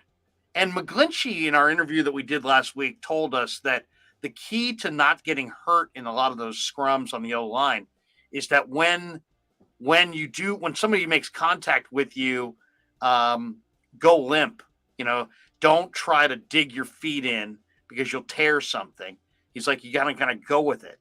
And I think the same thing can be said on this quarterback play. You put your quarterback in the shotgun, and maybe he's not your starter. Maybe it's a running back. Maybe it's Juice, and you wildcat snap it to him, and then he sprints forward, and he tries to get in. And then if he doesn't get in because he gets stonewalled, you get your big offensive lineman right behind him and just push him in, and just push the pile with two guys. To me, I think that is a high percentage short yardage play that I think I'd like to see more of. What do you guys think? I've seen it work now in college and the pros in the last couple of weeks, and it doesn't seem like the quarterback who gets stuffed ever seems like he's hurt by his linemen. You know what I mean? It's just like it becomes kind of like a rugby scrum. I don't hate it at all, specifically for the Niners. Like, they're lucky because like Jimmy G is really good at quarterback sneaking, but it seems like more and more like that's kind of a lost art. And so, if it's a quarterback that can't sneak well, then why not? Yeah. And you get two shots at it. You get it one shot, whether your guy gets in first go round, all you need to do is break the plane. And then if he does get stonewalled and pushed back, you've got a whole second shot at it to me, it's like it's two shots at a short yardage run. I love it as long as your quarter. I mean, I don't love it because it's the quarterback, but let's just say you put Juice in there. I love it. I mean, we saw Garoppolo kind of do what Mahomes did last week, where they had Juice, behind taking the wildcat snap, and you had Garoppolo in the gun, kind of pointing and kind of gesturing, and then I think the clock ran out, didn't they? Because they didn't get that play off, I don't believe. Oh yeah, they didn't. But I mean, that's a great play. I like it. I mean, your fullback as a in the wildcat, and then push him from behind. I mean, my goodness, I think that looks like a high percentage play to me. Our GTC Reel says here's $1.99. Can Colton McKivitz play right tackle because McGlinchey's a bust? I don't think McGlinchey's a bust at all. I think McGlinchey's a really solid right tackle as far as a run blocker. McGlinchey is not the quickest footed guy as far as the elite speed rushers, but that's really his only main weakness. I think overall McGlinchey's a very trustworthy tackle. Yeah, and he's going to get better as he gets stronger because he's coming back from that big injury he had, and that doesn't just heal overnight, and he's getting into better and better shape as each week progresses. But I'm sitting here in front of my TV, and they've got highlights of the Arizona game today against Philadelphia. Yeah, and I don't know if you guys saw the play, but to me, it's just Kyler. It was second down. We didn't get to see the end of it because we were doing post. Okay, he had a first down, but he took the slide. And so they marked him down as dead where the ball was, which was a yard short of the first down. He could have dove for the first down because the DBs were coming up, but he could have just dove and went down low. No one would have got him, would have had a first down. Then he panics and spikes the ball on 3rd and 1. And there was still 30 seconds left. He had time to run a sneak. Get under center, get the first down, then spike it. But he spikes it. So now it's 4th and 1, and they bring in the kicker who got cut by Amendola. Who was he with? Kansas City. So Kansas City cut him, and they showed the highlights of him in warm-ups during the game, before the game. He was missing to the right from that side of the field. They showed like 4 or 5 misses. He'd kick, and the ball would look like it's going down the middle, and it looked like a gust of wind just took it straight right. And wouldn't you know it, he did the exact same thing. It started out, it was only a 43-yarder, starts out down the middle and goes way right. Had some weird spin on it, but so they would have tied the game. And I got to believe that, Kingsbury's job is getting, thinner and thinner by the week. I got to think that he's not long for there. I was looking at the odds, and Matt Rule is the coach who's favored to be fired first, but Kingsbury's the second choice on that list. By the way, I did watch some of that Eagles Arizona game. The Eagles getting Chauncey Gardner-Johnson was just such a great addition. I mean, he had 10 tackles today, 10 solo tackles. He had a tackle for a loss. He defended a pass. I mean, that's a terrific player. That was a great addition. He was the first guy that Womack brought up when we asked him who, the guys he watches around the league. Yeah, Chauncey Gardner-Johnson. Russell J says $2. He says 2019 Aziz and Givens. Russell also says 2017 Breida, Mullins, and Bourne. He's piling up his list of undrafted free agents. Yeah, it's pretty impressive. As I look at this list on this injury list, Philadelphia is 8th right now. But at the top of the league, Jacksonville, Minnesota, and Green Bay, Chicago, Kansas City, your top 5. But at the bottom, the Niners and Baltimore, that just shows you how much depth that the Niners and Baltimore have had, and the coaching, the consistency of same coaching, head at the top, Harbaugh and Shanahan. Oh, and Eric DaCosta and Ozzie Newsome and the personnel department. You keep these things going because, the Niners have withstood. They've been at the bottom of the league, Rye. You pointed this out in the beginning of the season, I think, that they were at the bottom almost every year during Shanahan's tenure. Who knows what the cause of it is, but the fact that they've gone to a Super Bowl and NFC title game, despite all their injuries, if this team gets healthy, and it's early enough, they play physical. I mean, I think that's a big part. We wonder about this out loud, and nobody ever really gets to the point that the Niners are physical. They might be the most physical team in the league.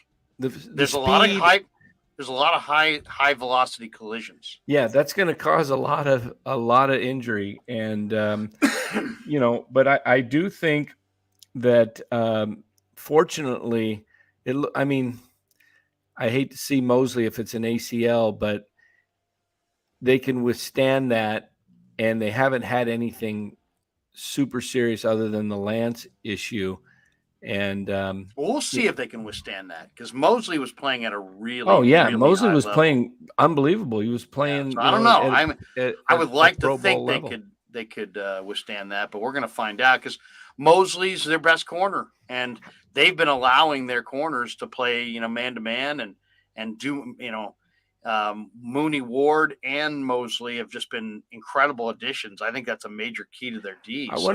We'll find out. I wonder if Jimmy Ward, boy, he seems to be having that snake bit, and he gets just like his earlier in the career with the Niners. He'd come back, he'd get hurt right away. Here he is, He throws his body around recklessly. Today breaks his hand. I don't know. I didn't see the play. I didn't see it either. I'm assuming that he can probably come back and play with that in 3 or 4 weeks. We'll see. Here's the thing about that. Don't worry about it. Get healthy. They got Tayshaun Gibson. They've got Hufanga. They're pretty stacked right now. Just go get healthy. Don't worry about that. Who knows? That could be a blessing in disguise. I'm more worried about the Mosley thing, if it's a true ACL and his season's done, because he's not coming back, and they don't have anybody quite like him. Well, if Jimmy Ward does get healthy and he comes back after the bye, he can play corner. Maybe, at least part-time. MF says, would love to see the Niners get Charbonnet. I don't know if you guys watched UCLA and Utah Saturday. Oh, yeah. UCLA's got a running back. First of all, they got DTR quarterback. Oh, yeah. Who's saw him years ago as a freshman. Yeah, now he's playing the best ball of his career. Yeah. But they have this running back, Charbonnet, and he is just so big, man. Well, the speed, though. I don't know what his 40 time is, but it's got to be incredible, because he's just gone. He is an incredibly explosive back. He can catch it out of the backfield. He can run it between the tackles. He can get to the edges. He kind of reminds me a little bit of Raheem Mostert, but maybe even a little bit tougher as far as taking hits. So, yeah, Charbonnet. UCLA, Rye, you were going to comment on that. UCLA, it was, a real showdown in the Pac-12 between the Utes, who have been terrific, and I think everybody kind of the foregone conclusion was that the Utes would win out, SC would win out, and the Utes against SC would determine everything. But then here came the Bruins, and despite the fact that Chip Kelly has not had highly rated recruiting classes, he's gotten guys that he wants. He's got a quarterback. He's got some skill position guys. Their offense is, I don't want to say it's unstoppable, but their offense is explosive. Like it really seemed like explosive. It. I mean, and I was Utah couldn't stop him. No, I was talking to my sister about it, and she said, she's not really that into football, but she was at UCLA when he came over, and she said it was like the first, 2.5 years, there was a total divide amongst the team where there was like guys that were Chip Kelly guys that were still Jim Mora guys. A lot of guys quit. A lot of people were complaining that Chip Kelly was working them too hard, whatever. But I mean, it's a little bit like reminds me a little bit of like a Shanahan type deal where, you think about Chip Kelly, you think offense, you think, explosion, fast dudes.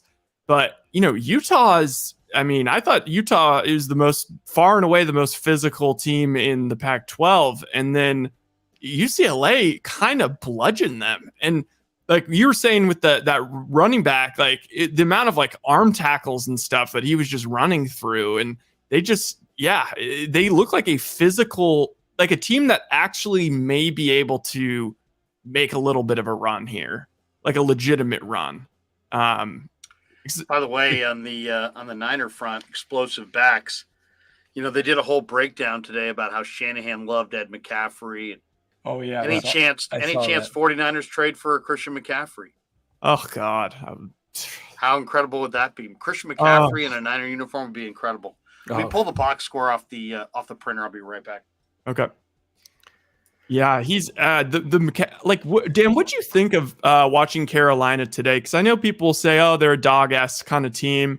I thought they, I've watched a lot of their games. They're not, I wouldn't say that they're like an awful football team. I wouldn't even say, I'd say that their defense is actually good. Right. Their offense is just, their whole offense is basically like a high school offense that's just right. like get the ball to our one, super athlete McCaffrey. Right. But I mean, they kind of impressed me a little bit more than I was expecting, just in terms of I felt like they had a strong defense. So I don't know. I felt like it felt like a legit, it didn't feel like, this is just some crap team. It felt like just like an overall, butt whooping, but I don't know. I wasn't like, I feel like Carolina has something going on. Like if they get a quarterback in this year's draft or whatever, they could, and get a new coach, they could be building something. Oh yeah. Yeah. No, I think they're a ways away just because of, like you said, their system. I don't think Mayfield's the right guy as the quarterback of the future for that franchise. That's been their problem ever since, Cam Newton left. They haven't had a quarterback. They've been trying to, Sam Darnold wasn't the answer. Who's their backup now? I thought Sam Darnold. I thought he was, but is he third? Because they brought somebody else in, didn't they?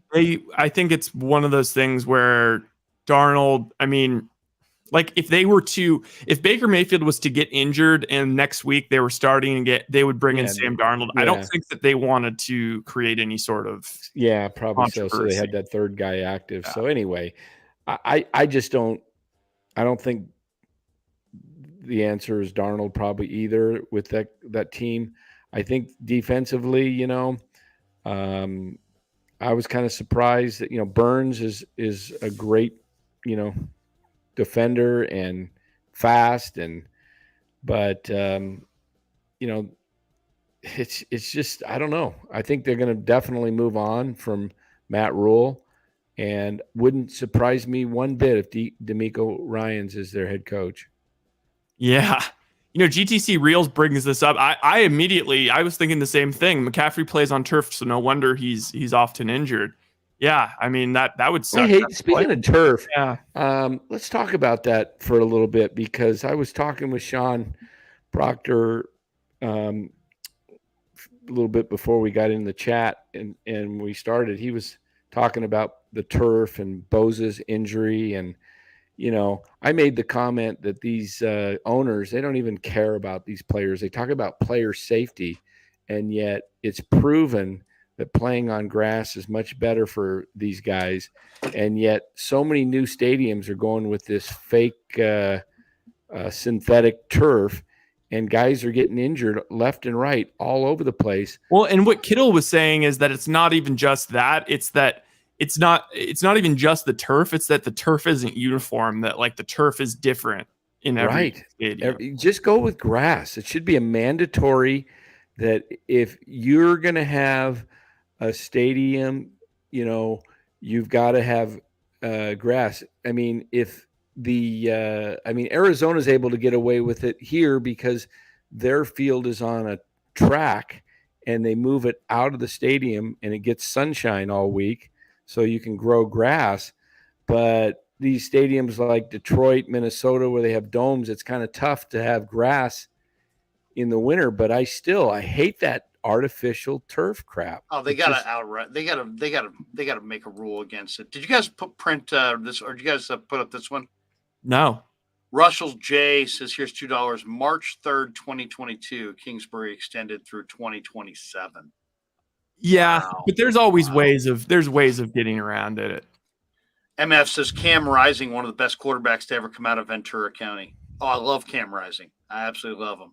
He's I don't know about NFL because his arm is, I don't know about the arm strength, but hey, speaking of arm strength, what'd you think of Jimmy throwing deep today to Danny Gray, taking a shot at it? It didn't look like Gray had any separation. They had two guys right on him.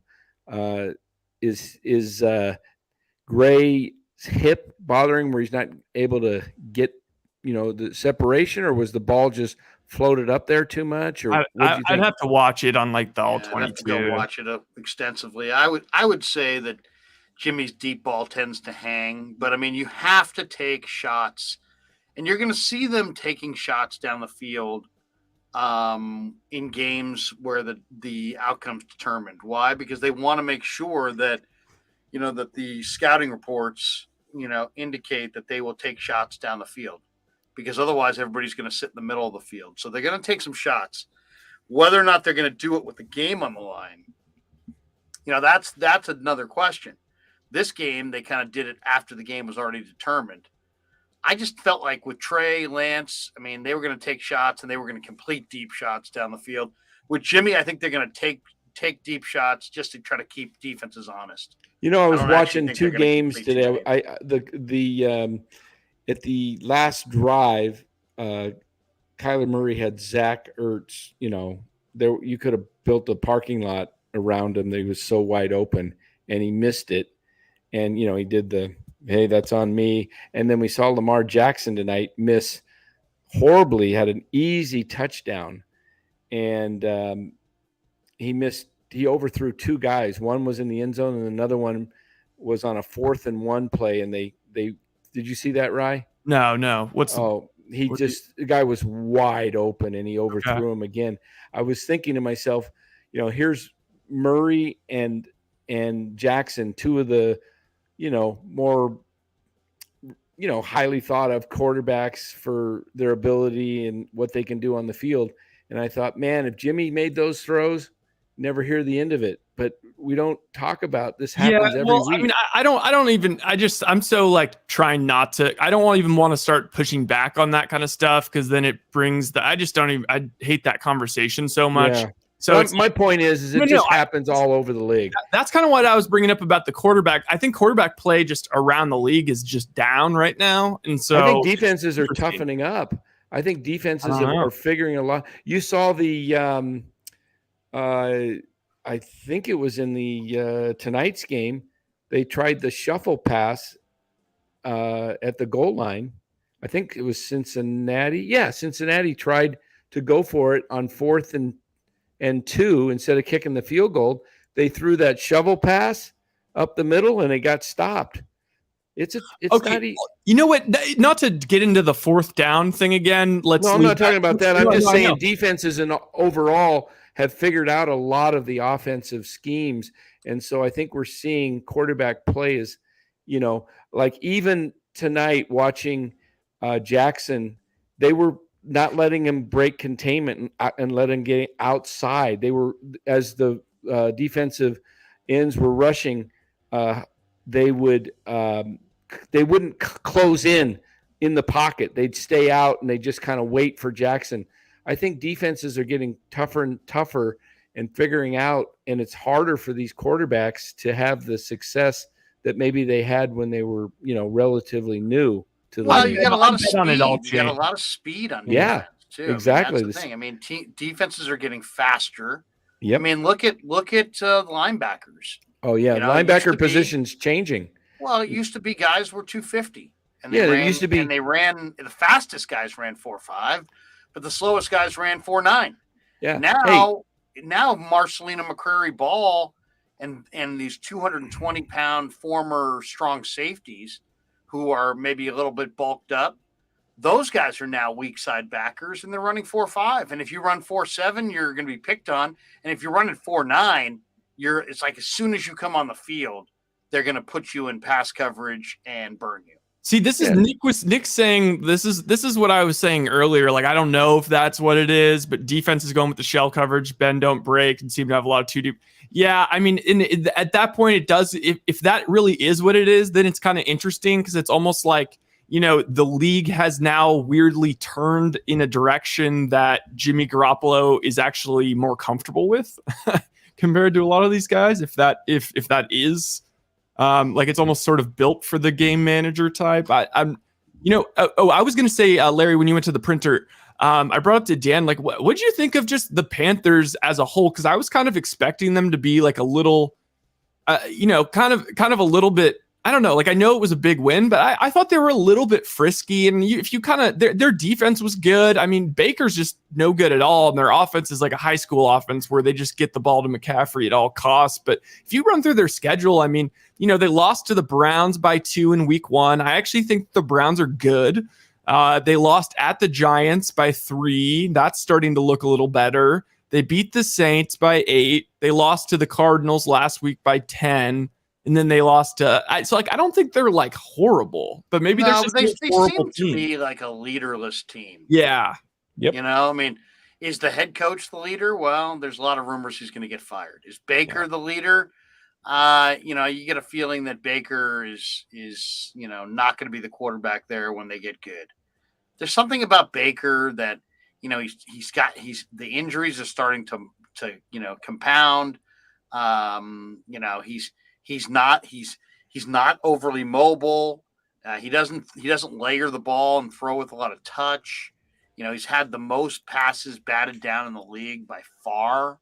Then he's got a rookie left tackle. The rookie left tackle that they drafted, Ekwonu, is a totally dominant run blocker. I mean, he's a road grading run blocker, but he's not a pass protector. And you've drafted him to be your left tackle. And so it's like he needs reps and he needs to be coached up. So you've got a left tackle who you invested a very high pick in, who doesn't look like an elite pass protector. That's a problem.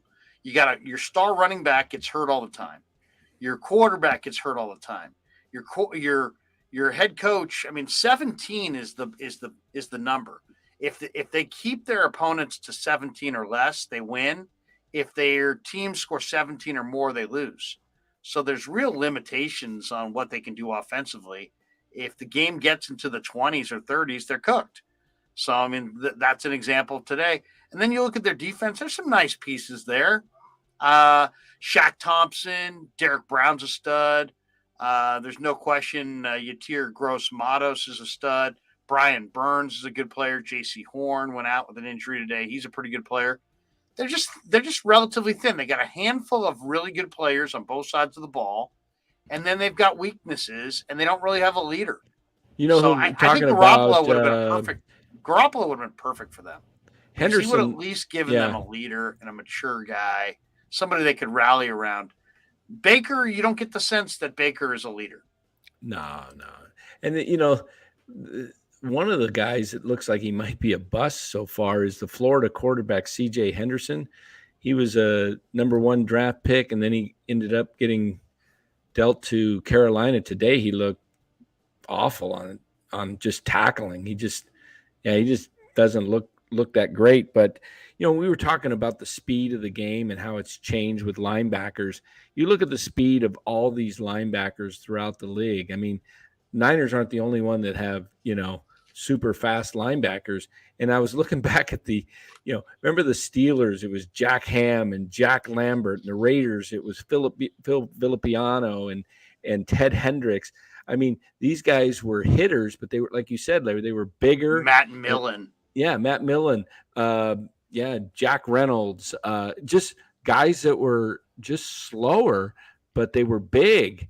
And now these guys, Fred Warner. Well, even the Niners. I mean, they had Mike Walter and Keith DeLong and all these guys. And these guys couldn't play in today's game. The position, I think Fred Warner, you know how we say that certain guys like change the position?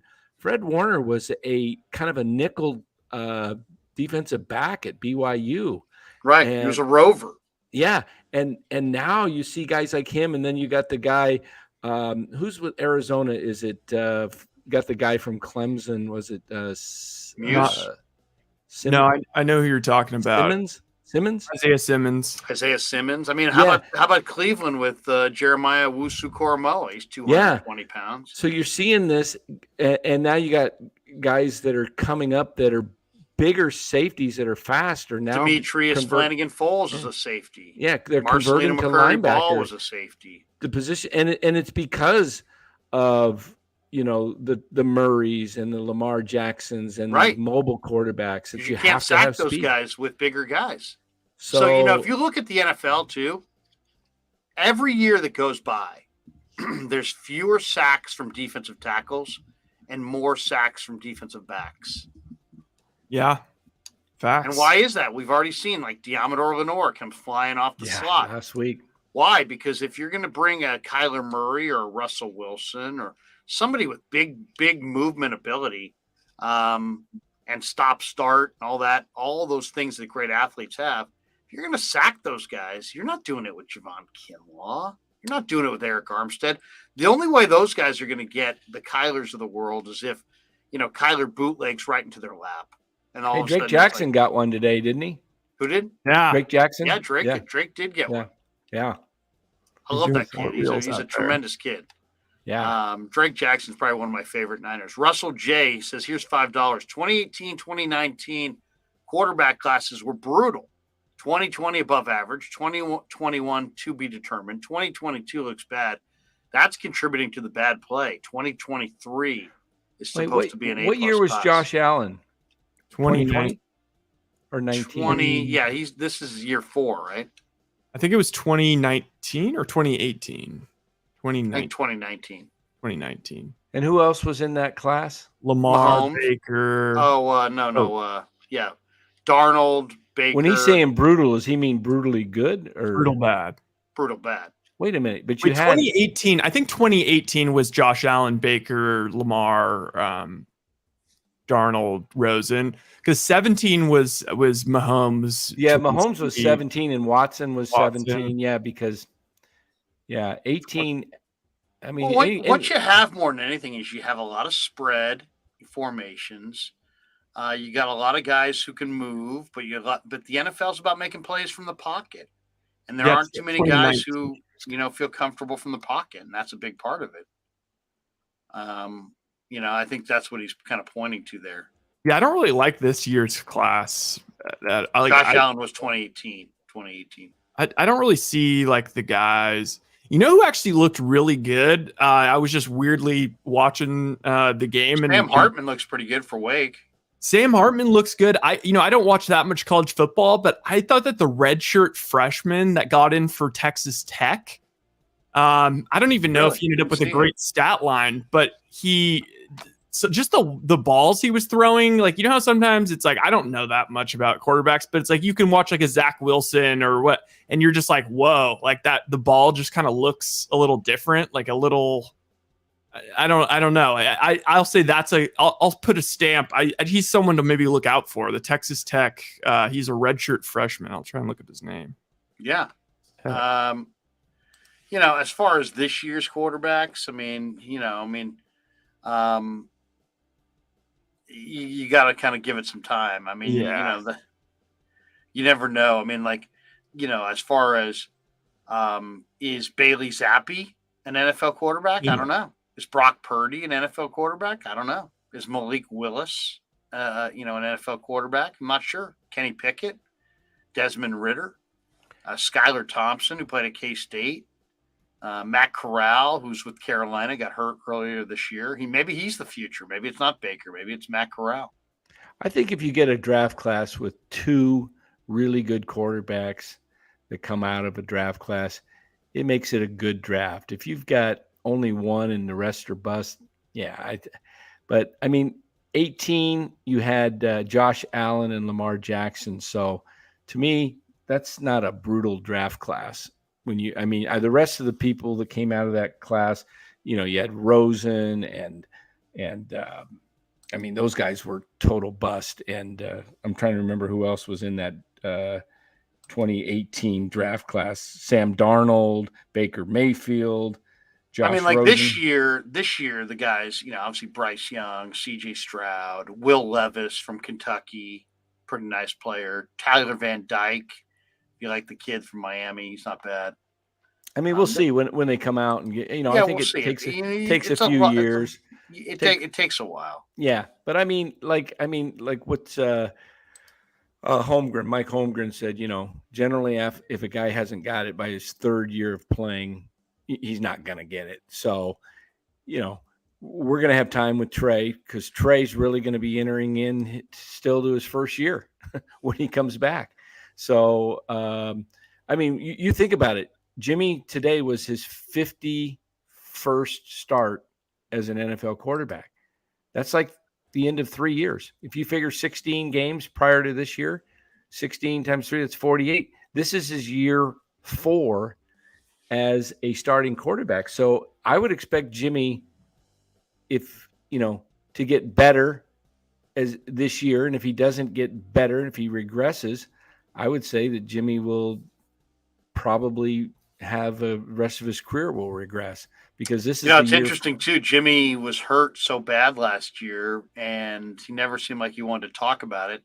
We saw Russell Wilson play horrendously against Indianapolis, and immediately it was like, "Yeah, I'm hurt. A lot of people feel like Russell's a poser, and he's getting an awful lot of bad pub right now. Hey, that's right now the Seattle's looking pretty good. Getting rid of him at this time in the haul they got for him. Wow. Seattle's probably going to be on the up going forward, with the draft picks that they got and the way they're drafting. Today, your guy that I think I traded for you, Kenneth Walker, is it the third or the second? Right, the third. The third. Danny and I made a trade. I traded him CeeDee Lamb for Keenan Allen and Kenneth Walker. Keenan Allen has not played since. CeeDee Lamb's played really well, but the deal was made because I like Kenneth Walker. Yeah, and he's going to get a shot now because Penny's out for the year. So he is out for the year? Oh, yeah, or at least 2 months. Was it a broken fibia or tibia? I'm not sure which one, but he's got a broken something in his high ankle, whatever that is. So he's out for a while. So Walker's going to be the number one guy. He comes in and gets he breaks a 69-yarder off today. Just nice run off the right tackle. Bang, he was gone. Also, Seattle wound up losing that game, but Gino's numbers weren't bad.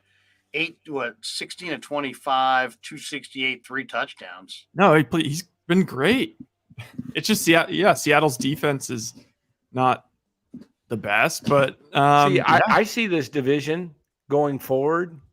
I know right now it's we're talking 49ers Rams, but I can see it becoming. It's the Niners division. Yeah, for sure. I see it this year, but I'm saying going forward, the way the teams are built. Who would you say is best position for the future in the division? I think it's the Niners and the Seahawks.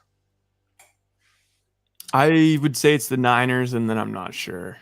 It's hard to say with the Seahawks because, Pete is so much, such a veteran at this point. How much more is he going to do? But they're building. They've got a lot of draft picks, and I would say the Niners and the Seahawks probably are. It's a good guess. See, I think the Rams they went for everything last year. They got it, yeah, and it good for them. But I think at the cost of their how would you say it? You've said it before. The term they're kind of paper thin. They're good at the top, but they don't have much depth.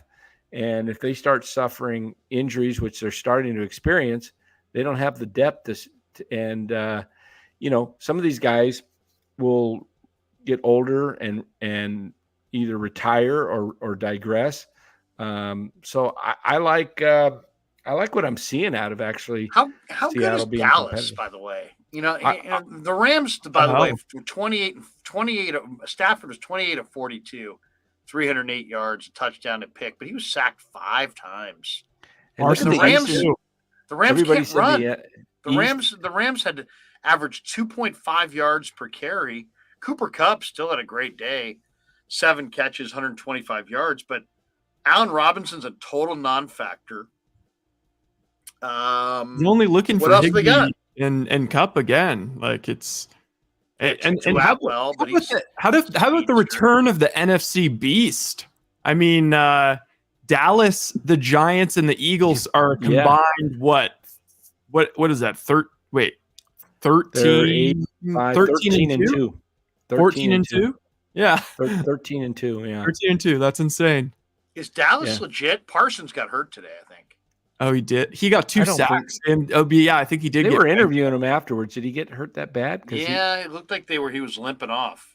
I mean, I don't know. Like Larry, for example, we did that segment on the podcast where we were kind of like, okay, we're like the for sure Super Bowl cross-offs.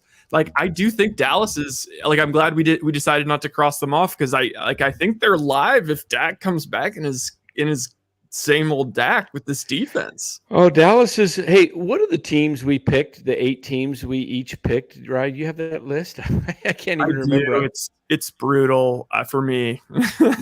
Is it? I don't remember. I know I have Philadelphia and San Francisco. I have Kansas City and Buffalo. Yeah, I think I'm first right now in total wins so far. But if you project out in terms of playoff success, which is what it mostly comes down to, I got Pittsburgh cooked. And the Raiders. So yeah, I'm absolutely cooked. I'm dropping those 2.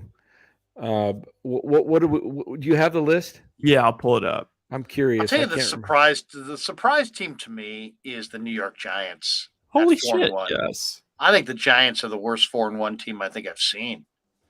I mean, but you know what? They're not a good football team. The coaches he must be like Koceric, he's got those guys believing. He makes it so that they don't beat themselves, and it's weirdly been enough. It's interesting. If you look at the NFC and you just said, who are the Super Bowl contenders? I think Rams are too thin. Cardinals, no. Seahawks, no. Panthers, Falcons, no. Saints, no. Buccaneers, I would say yes, but, Brady's so old. Lions, no. Bears, no. Packers, probably, but, I mean, there's nothing overwhelming about them at all. Vikings are 4-1, but their defense is they almost lost to the Bears today. Barely beat the Bears at home. Eagles are 5-0. They look pretty good, but they run their quarterback 15 times a game, so I have a feeling he won't be healthy towards the end of the year. Dallas has got the makings of a real nice D, and they've got some offensive weapons, so maybe Dallas. I mean, it's a wide open thing. If you're the 49ers, you got to think you got an excellent chance to go to the Super Bowl this year. An excellent chance. I took them this week plus 1,400. It's Niners, Bucks, Packers, Vikings, Cowboys, Eagles. And if you said to me, based on what you've seen in 5 weeks, who's the best team in the conference? I think it's the Niners. They're 3-2. They've got a killer defense. They've got a quarterback who's been there before. They got a head coach who's been there before. You got an entire roster full of guys who have played in the NFC Championship game and or the Super Bowl. You're incredibly deep on, really both sides of the ball, but definitely on the defense. Well, what plays in the playoff time, what's going to play well is defense and being able to control the ball. And the Niners have the running game along with Jimmy's management short passing game. That's what you want. In baseball, it comes down to pitching and defense, and we're seeing how many shutouts have we seen so far in the playoff first round? Tonight Padres knocked off the Mets. We saw the Phillies shutting out the Cardinals into the ninth inning in both wins. I think they or in one of the wins. Yeah, they how about the Mets? Everyone said, well, the Mets, how are they going to lose with Scherzer and DeGrom? And then they just. I didn't see that in the playoffs with Scherzer and DeGrom. The biggest, most overrated portion of baseball handicapping is people that just point to starting pitching and say game over. Yeah. You know how many people through the years when the Cubs had Kerry Wood and Mark Pryor were like, Pryor and Wood. They got Pryor and Wood. Yeah, so what? They didn't win shit. Oh, that hurt me tonight, the Bengals. Everybody points to starting pitching, and it's an easy thing to point to and just say, if you got starting pitching, you're just good to go. No, not necessarily. Everybody's got pretty good starting pitching. Look at all these teams in the playoffs. They all have pretty good starting pitching.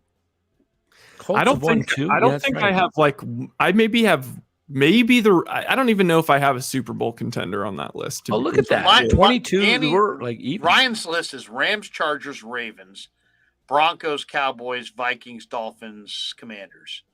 Danny's got Bucks, Packers, Niners, Eagles, Bengals, Saints, Raiders, Steelers. And I've got Bills, Chiefs, Colts, Pats, Titans, Browns, Cardinals, Seahawks. I think I only have realistically two Super Bowl contenders. Top. Bills, Chiefs, yeah. Bills, Chiefs. That's it. And I would say for Rye's got. Well, I don't even know if I have one. Maybe Cowboys. It looks like I should get. I wouldn't say anybody else. I should maybe Ravens, but now I think should maybe get the Cowboys. Super Bowl from the NFC. You got Niners. Danny's got a bunch of options. Those Steelers, Raiders, Saints look bad. But Bengals, Eagles, Niners, Packers, Buccaneers are all still. Yeah, Danny cleaned up. Still alive. I was pissed about because I do like I still really like the Dolphins. I think they got put in a tough situation last week with Bridgewater. It was a short week, so he didn't get any reps at practice. It was a Thursday night game. And that was a tough one. And then this week, I thought they were going to beat the hell out of the Jets. And first play of the game, Bridgewater gets injured and they get a safety. And I thought McDaniels did a pretty good job of managing the game with the quarterback I'd never even heard of. And then the floodgates opened in the fourth quarter. But Skylar Thompson from K-State. I didn't even know who that is. Pretty good player. Russell J says, here's $2. Dallas used the Niner formula today. 16 passes, 34 runs. How about Dallas going 4-0 with their backup quarterback? Cooper Rush is now 5-0. Is it 5-0? As a starter. Dating back to last year. Yeah. Oh, okay. Yeah, but they're undefeated this year with crazy, Cooper Rush. And, it kind of shows that, you know what?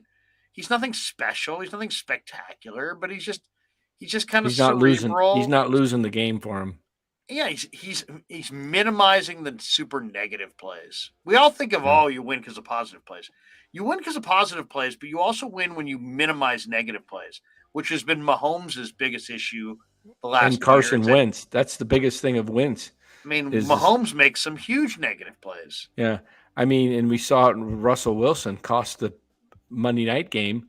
Just throwing two balls up to what are you doing? It's like, gosh.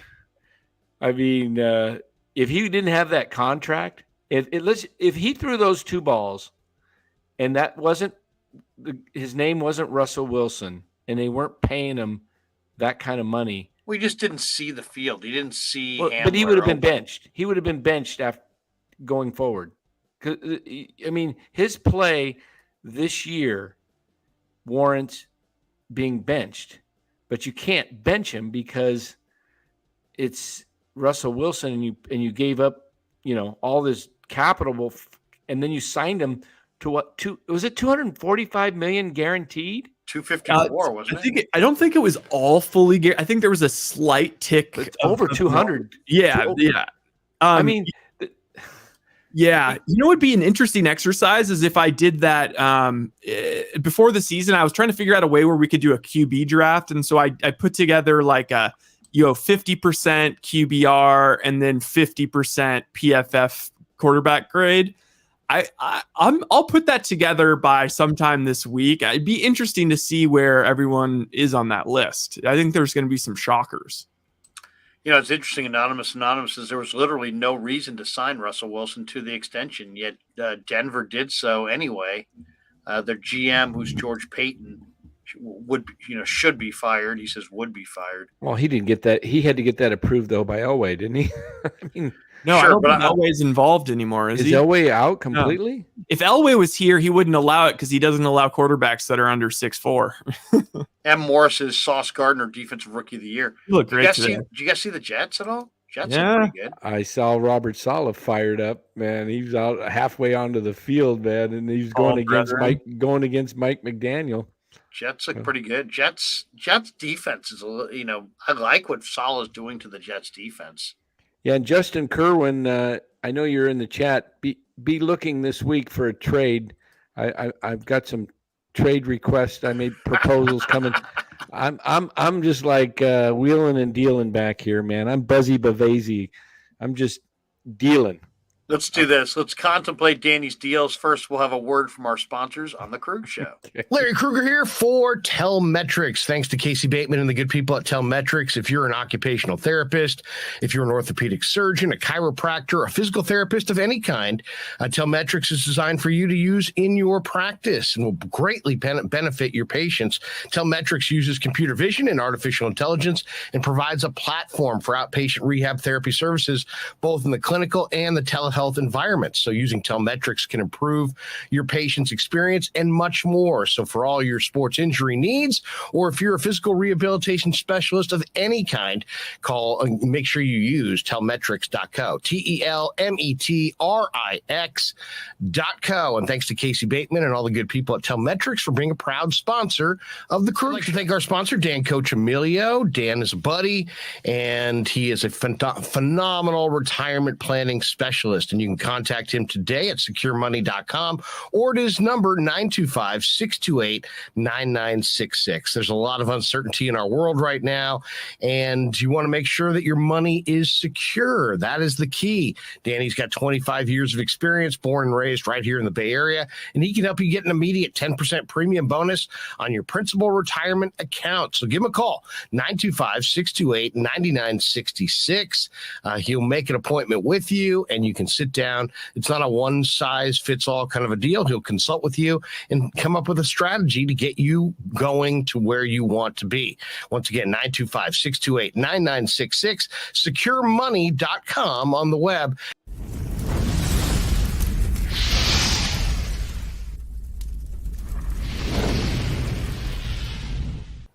And thanks to Tony Cassera and the good people at Cassera's Italian Menswear. They are housing the Krueg Show T-shirts, and they're a proud sponsor of the show as well. The Krueg Show T-shirt, the Krueg Show Podcast T-shirt is available there at their store in Dublin. Their address is 7372 San Ramon Road in Dublin, California. And go see Tony Cassera and get yourself a Krueg Show T-shirt and support the show. And special thanks to our sponsor, New York Style Italian Sausage. That's right, NewYorkStyleSausage.com is their website. Phenomenal product, whether it's the breakfast sausage, the Italian mild, the Italian spicy, the chorizo. You cannot go wrong with New York Style Italian Sausage. Once again, NewYorkStyleSausage.com. Often imitated, never equaled.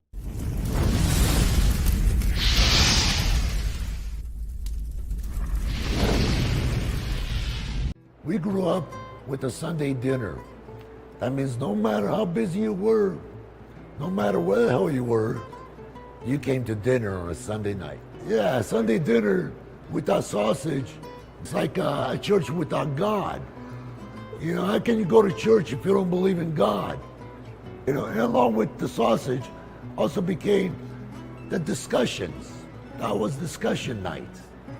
You know, it wasn't a typical family that you sit there and you're quiet, you know, and you don't talk with a mouthful.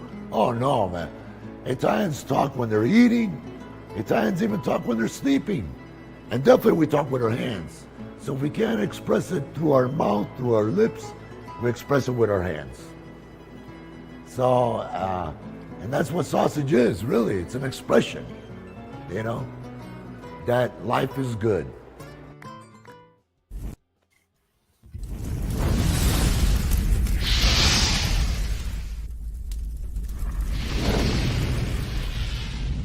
So New York style sausage was started over 70 years ago. We are the largest producer of fresh Italian sausage on the West Coast. What makes our sausage in New York style is really the recipe came from back east, from New York, you know, from Connecticut. If you look at all of our labels, there's maximum 4 or 5 ingredients, which we're really proud of. There's no preservatives, no MSG, fresh in, fresh out. The pork comes in fresh, goes out fresh. There's never any freezing throughout the process. We've always used fine quality cuts. We're never gonna deter from that. It's one of the reasons why our sausage is so good. I guarantee you put our sausage up against anybody else's from a flavor standpoint, no one will beat it, hands down. Hey, do yourself a favor and do me a favor. Go buy a package of the New York style Italian sausage.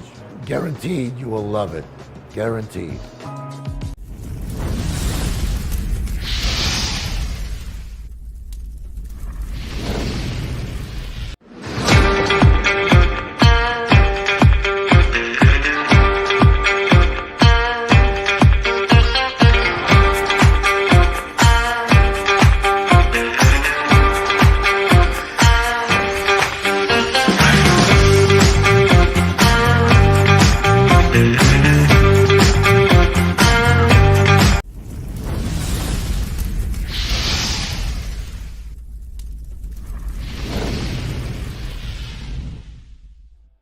We're coming down the home stretch. Larry Krueger, Ryan Smith, Dan Coccimiglio with you on a Sunday. Russell J says, McDaniel after the game on Bridgewater, no concussion symptoms, was barred from showing signs of ataxia.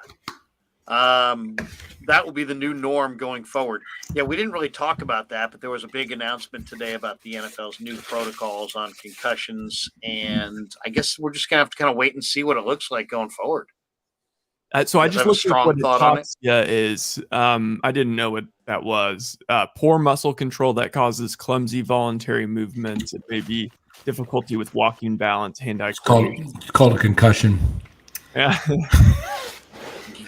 Jeez. You know, I mean, the whole thing was, you know, they don't, you know, we saw the NFL, people didn't see the announcement. The NFL and the Players Association have agreed to implement an updated concussion protocol beginning this week. Here's the quote: both sides focused on the medical condition known as ataxia, any abnormality of balance and stability, coordination, or speech considered only neurological event. Sources said. This is what Chris Mortensen wrote earlier today. Roger Goodell confirmed yesterday that changes to the league's concussion protocol were imminent following the head and neck injuries that sent Tua Tagovailoa to the hospital last week. So, you know, the other interesting thing, and, you know, we did a post game today on TalkSport back to London. I don't know if you guys saw this, but Roger Goodell hinted yesterday that the league will consider a 4-team European division in the future, saying it would be easier than putting a single franchise in Western Europe. Goodell discussed the potential expansion ahead of the Packers-Giants game at Tottenham Hotspur Stadium in London. He says there's no question that London could support not just one franchise, I think 2 franchises. He says, I really believe that. Then he affirmed that the league is considering various alternatives, including adding several European-based teams And Goodell was quoted as saying, that's part of what we're doing, right? We're trying to sort of see, could you have multiple locations in Europe where you could have an NFL franchise because it would be easier as a division as opposed to a singular team. That's interesting. It's interesting that the league is going in this direction, sprinting in this direction. Wouldn't that be something if 10 years from now, the NFL not just has teams in every major American city, but it had, let's say half dozen teams or more in major Western European cities? Yeah. What do you think? I mean, that would be crazy. I mean, I personally, I think Dusseldorf. it'd be awesome, man. Yeah. I mean, Dusseldorf against Green Bay. You call it the World Football League? I mean, Germany would make a lot of sense considering what we've heard about how crazy, like they're apparently way crazier about football than even, or way crazier than the UK is, and kind of surprising. I don't know. The one thing I could see happening though, if they get into football in Europe, and I mean, you've seen how many soccer fights that go crazy, the fan bases, and could the league handle like some crazy brawls after a game? I mean, I don't know, Danny. I don't know that you'd see them, and the reason for it, I think, is the reason that you do see it is that it's tied to nationalism. It's tied to there's like I'm not just your opponent. I'm better than you. I'm where Right. we live is a better place than where you live. Where I don't think when you see fights in NFL games, it's not like Eagles fans saying Philadelphia is a better place to live than Arizona. You know what I mean? It's just like drunken people going, "Hey, fucking Eagles, damn it. Yeah, hell yeah." We know Boca Vista is the place to be, though. Exactly. Del Boca Vista. Del Boca. I forget my Del. I always forget Del. I think, I don't know. I think it has a lot to do with nationalism. I mean, I was talking to Will Gavin about who's his favorite team, and he likes some team that's been relegated to a lower division. I said, why do you like that team? He's like, I grew up there. So I think there's a lot of people that are tied either to regionalism, nationalism. It has something to do that they're not just fighting for the, God bless soccer. It's like it's deeper rooted and deeper seated than that. So I don't know that the NFL is going to have that level of impact. Probably eventually, but initially, probably not. That'd be my guess. Well, I don't know what it seems to me when they show these crowds in London, they seem to be very well behaved. I don't see any fisticuffs in the crowd, and it doesn't seem like there's a lot of, like the passion for NFL football. Probably because it's new. Yeah, it's new, and they don't have an actual. But I think team. it'd be exciting for the. But I mean, if you give them a team, I think it would be exciting too. I just I don't know how they handle that. 4-team league. I guess they'd have to have like travel like they did today. I mean, that would take care of 8 games over there between themselves, but then there would be some travel back and forth for each of the teams into the You'd US. have to make accommodations on the schedule, probably maybe leading in with a Thursday night game or maybe coming out with a Thursday night game. Probably would something coincide like that. with like a second bye week to add to the schedule or something like that. But this is what Ollie was saying to us, Lair, from the beginning is like, people talk about, what if could the Jags move to London? But he said, like, logistically, the only way it would make sense is if there was an actual division based in Western Europe. Yeah, I don't know that it makes sense to even have a division. I think to me the plan that makes the most sense is what they're doing now, which is, maybe or sort of what they're doing now. They're going down this road now, which is have a bunch of different teams playing games over there, and then you might play like a full schedule. You might have a game every single Sunday in London, but it's just a different, 2 different teams. By the way, today's matchup between the Giants and the Packers, first time ever that they've actually had 2 teams that entered their game in London at 500 or better. So they've had a lot of bad teams go over there. And maybe that's, maybe that hasn't helped. But Jaguayo 56 says, here's $2. Would they consider a team in Mexico City or Canada? I think they would. I absolutely think they would. Toronto, Mexico City, I think are being considered. They're playing them in Mexico. Niners are playing in Mexico City, what, in a month? Yeah, against the Cardinals. Arizona. They would have to probably stick that one in like the NFC West or something and then move. I don't know. MF asked, do you guys watch or do you guys listen to the broadcast with Greg and Tim? I do. I was listening to the broadcast. He says, do you guys listen to the broadcast with Greg, Papa, and Tim Ryan? I was listening to it today. I did the pregame with Lo Neal on 95.7 The Game, and then got in the car and drove back and listened to the first half, driving back to the creek from Greg and Tim. They do a nice job. I love, Tim. They do. They do a great job. Tim's hilarious. What do you think of the direction of the league? One of the things that bothers me with the league, they talk about safety, and we talked a little bit about the turf, and then with concussions, and yet they went from 14 to 16 to 17, and then it's eventually going to go to 18, I believe.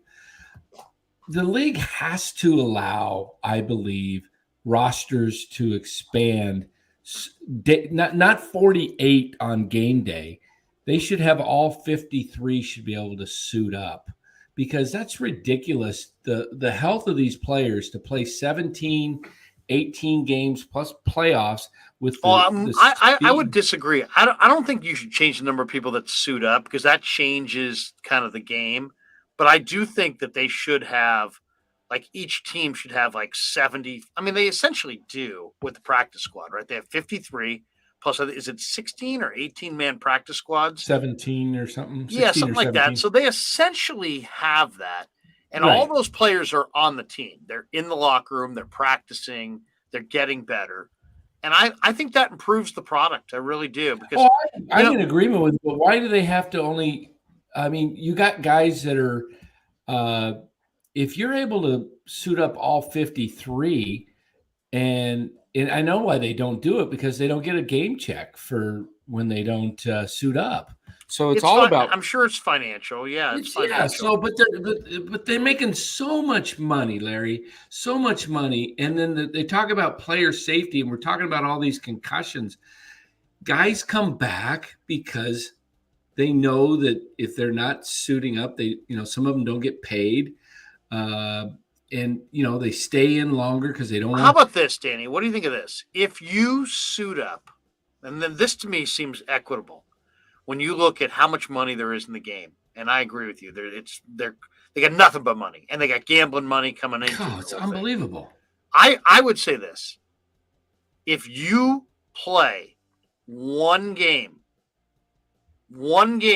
on the active roster, that should trigger something in your contract where you get your full pay, because it's worth that much to the league. They're making so much money that they can afford to pay every guy who's up for week 7, pay him for the year. I think it would make a deeper investment. It would make teams invest in these players.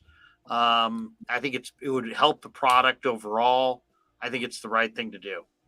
That would be my answer. It would be like, because I agree. If you're not going to lessen the number of games in the season. That's just not realistic. It's always going to go up. No, they're not. It's going to go up. It's going to go up. They're not going to take it away from TV. But these guys, instead of trying to do anything to squelch that, embrace it, lean into it, but up the roster size. And if you're not going to up the roster size, up the roster commitment. So keep your practice squads the same as they are now. Maybe add a guy or two. Maybe you have a 53-man roster and 20-man practice squads. But then every guy who's up even one game, pay him the full year, pay him the full salary, and I think then you're going to have a better product. I think the players will be more invested. I think it'll be a good thing. And why not? If you have a guy, this whole speech of we picked this guy who was working the register at Krogan's on Wednesday, and on Sunday he was playing in the NFL. Isn't that neat? Well, it sounds neat, but in reality, it's like your mom and pop roots are meeting up with your 2022, billions, and it makes no sense. It's like one of these stories. It's like, well, what the heck? Why am I paying $1,000 for entertainment to watch a guy who was working at Krogan's on Wednesday. It sounds cute and everybody laughs, but in reality, you're telling me that I'm paying major league prices for minor league entertainment. Instead, give me major league entertainment by having these practice squad guys get fully compensated and fully integrated into your team. And then if you really want to go up from there and increase the schedule to 18 games, 20 games, 22 in the future, just keep upping the size of the roster so that you're spreading the physical punishment around. Well, you know how the NBA, I mean, coaches do player management, guys. I mean, what do they call it? Load management.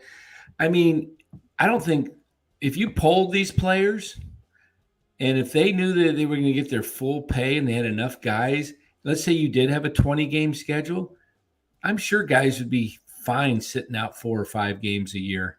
Just, you know what? Yeah, the only problem is like, and not to be like, now I sound like old, somehow I probably sound like old school football guy, but there is something that makes the NFL special with like, even Tom Brady could be cut tomorrow. Like, like anybody, apparently aside from Deshaun Watson, like there's pretty much nobody has fully guaranteed contracts. And it just like creates this thing where it's just so much, it's like almost, I don't know. It's like being inside the locker room, for example, like these guys are just real dudes. Like they're all just sound super normal.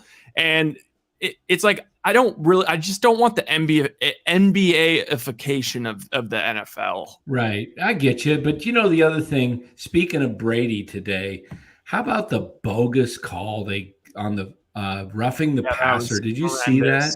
Unbelievable.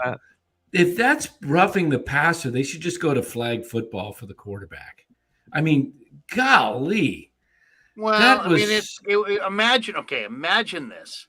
Imagine if... And they called nothing on Tua. Imagine if there was a position in baseball or basketball that took an inordinate amount of the abuse, but if that player wasn't there, like a third of the audience wouldn't tune in. Well, you want to protect that player, and that's all. Because that's the thing. If you watch Green Bay New York Giants, he as bad as Daniel Jones is. If Daniel Jones isn't there, and it's what Tyrod Taylor, like less people watch. But did you see the call? Did you see money you can get for the commercials? Did you see the sack, no. Larry? You watch it. You'll change your. Oh, I mean, believe me, no, I'm not pushing back. I'm just saying that if you talk to NFL people who know their game, they would tell you take out the quarterback, and there's like a third of the people want to watch the game. It's like that's the quarterbacks mean so much. Oh, I get it. Yeah, I totally get it. They're trying to protect those guys. And, because that's the meal ticket. It's like, and that's the way they market themselves. Come watch Aaron Rodgers against Tom Brady. Well, it's a team sport, but you're marketing the quarterbacks. It was so shocking, Larry. So the situation was, Atlanta was storming back, and all of a sudden, it was 3rd down. They were about to get the ball back, only down, I think, like 21-15. Yeah, down 6 points. And it was like Tampa Bay was kind of crumbling, and it was just a totally just like clean sack on Brady, and they called it roughing. And then Brady even like kind of kicked his leg up afterwards, and they called it roughing. Here, I'll play it. I saw Dave Portnoy tweeted it out.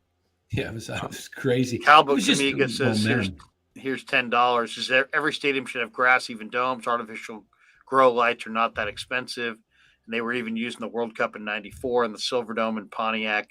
NFL Players Association needs to make it an issue. They should. Should definitely. So the situation here. So Atlanta has used their last timeout already. So 2:56 left. 2:56 left, and this this would have been punting away to him.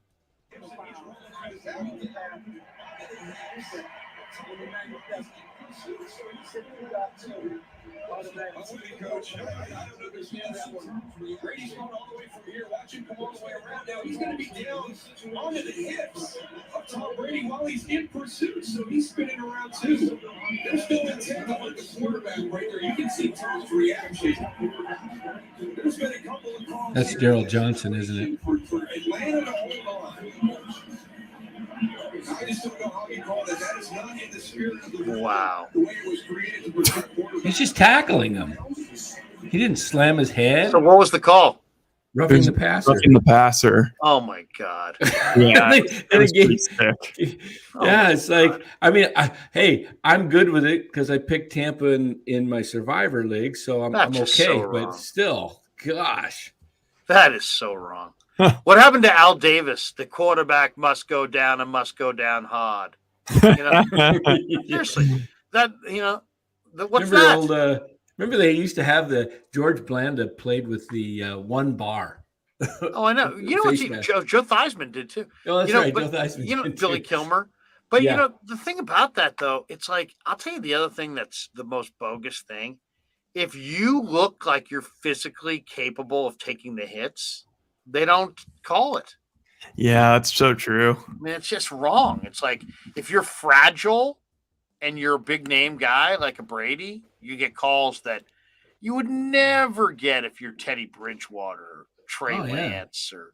I mean, Tua got slammed his head to the turf, and they didn't. The play that they didn't. I mean, it's just so arbitrary. Yeah, it's wrong. Yeah, no, I Brady at this point, I mean that's what when Steve Young says, "Hey, look, in this era, you could just play forever," and it's kind of true. It's kind of true. Oh man, imagine if. I mean, Joe Montana got smoked by Leonard Marshall. Gosh, right now, if Leonard Marshall did that to Tom Brady, they'd be like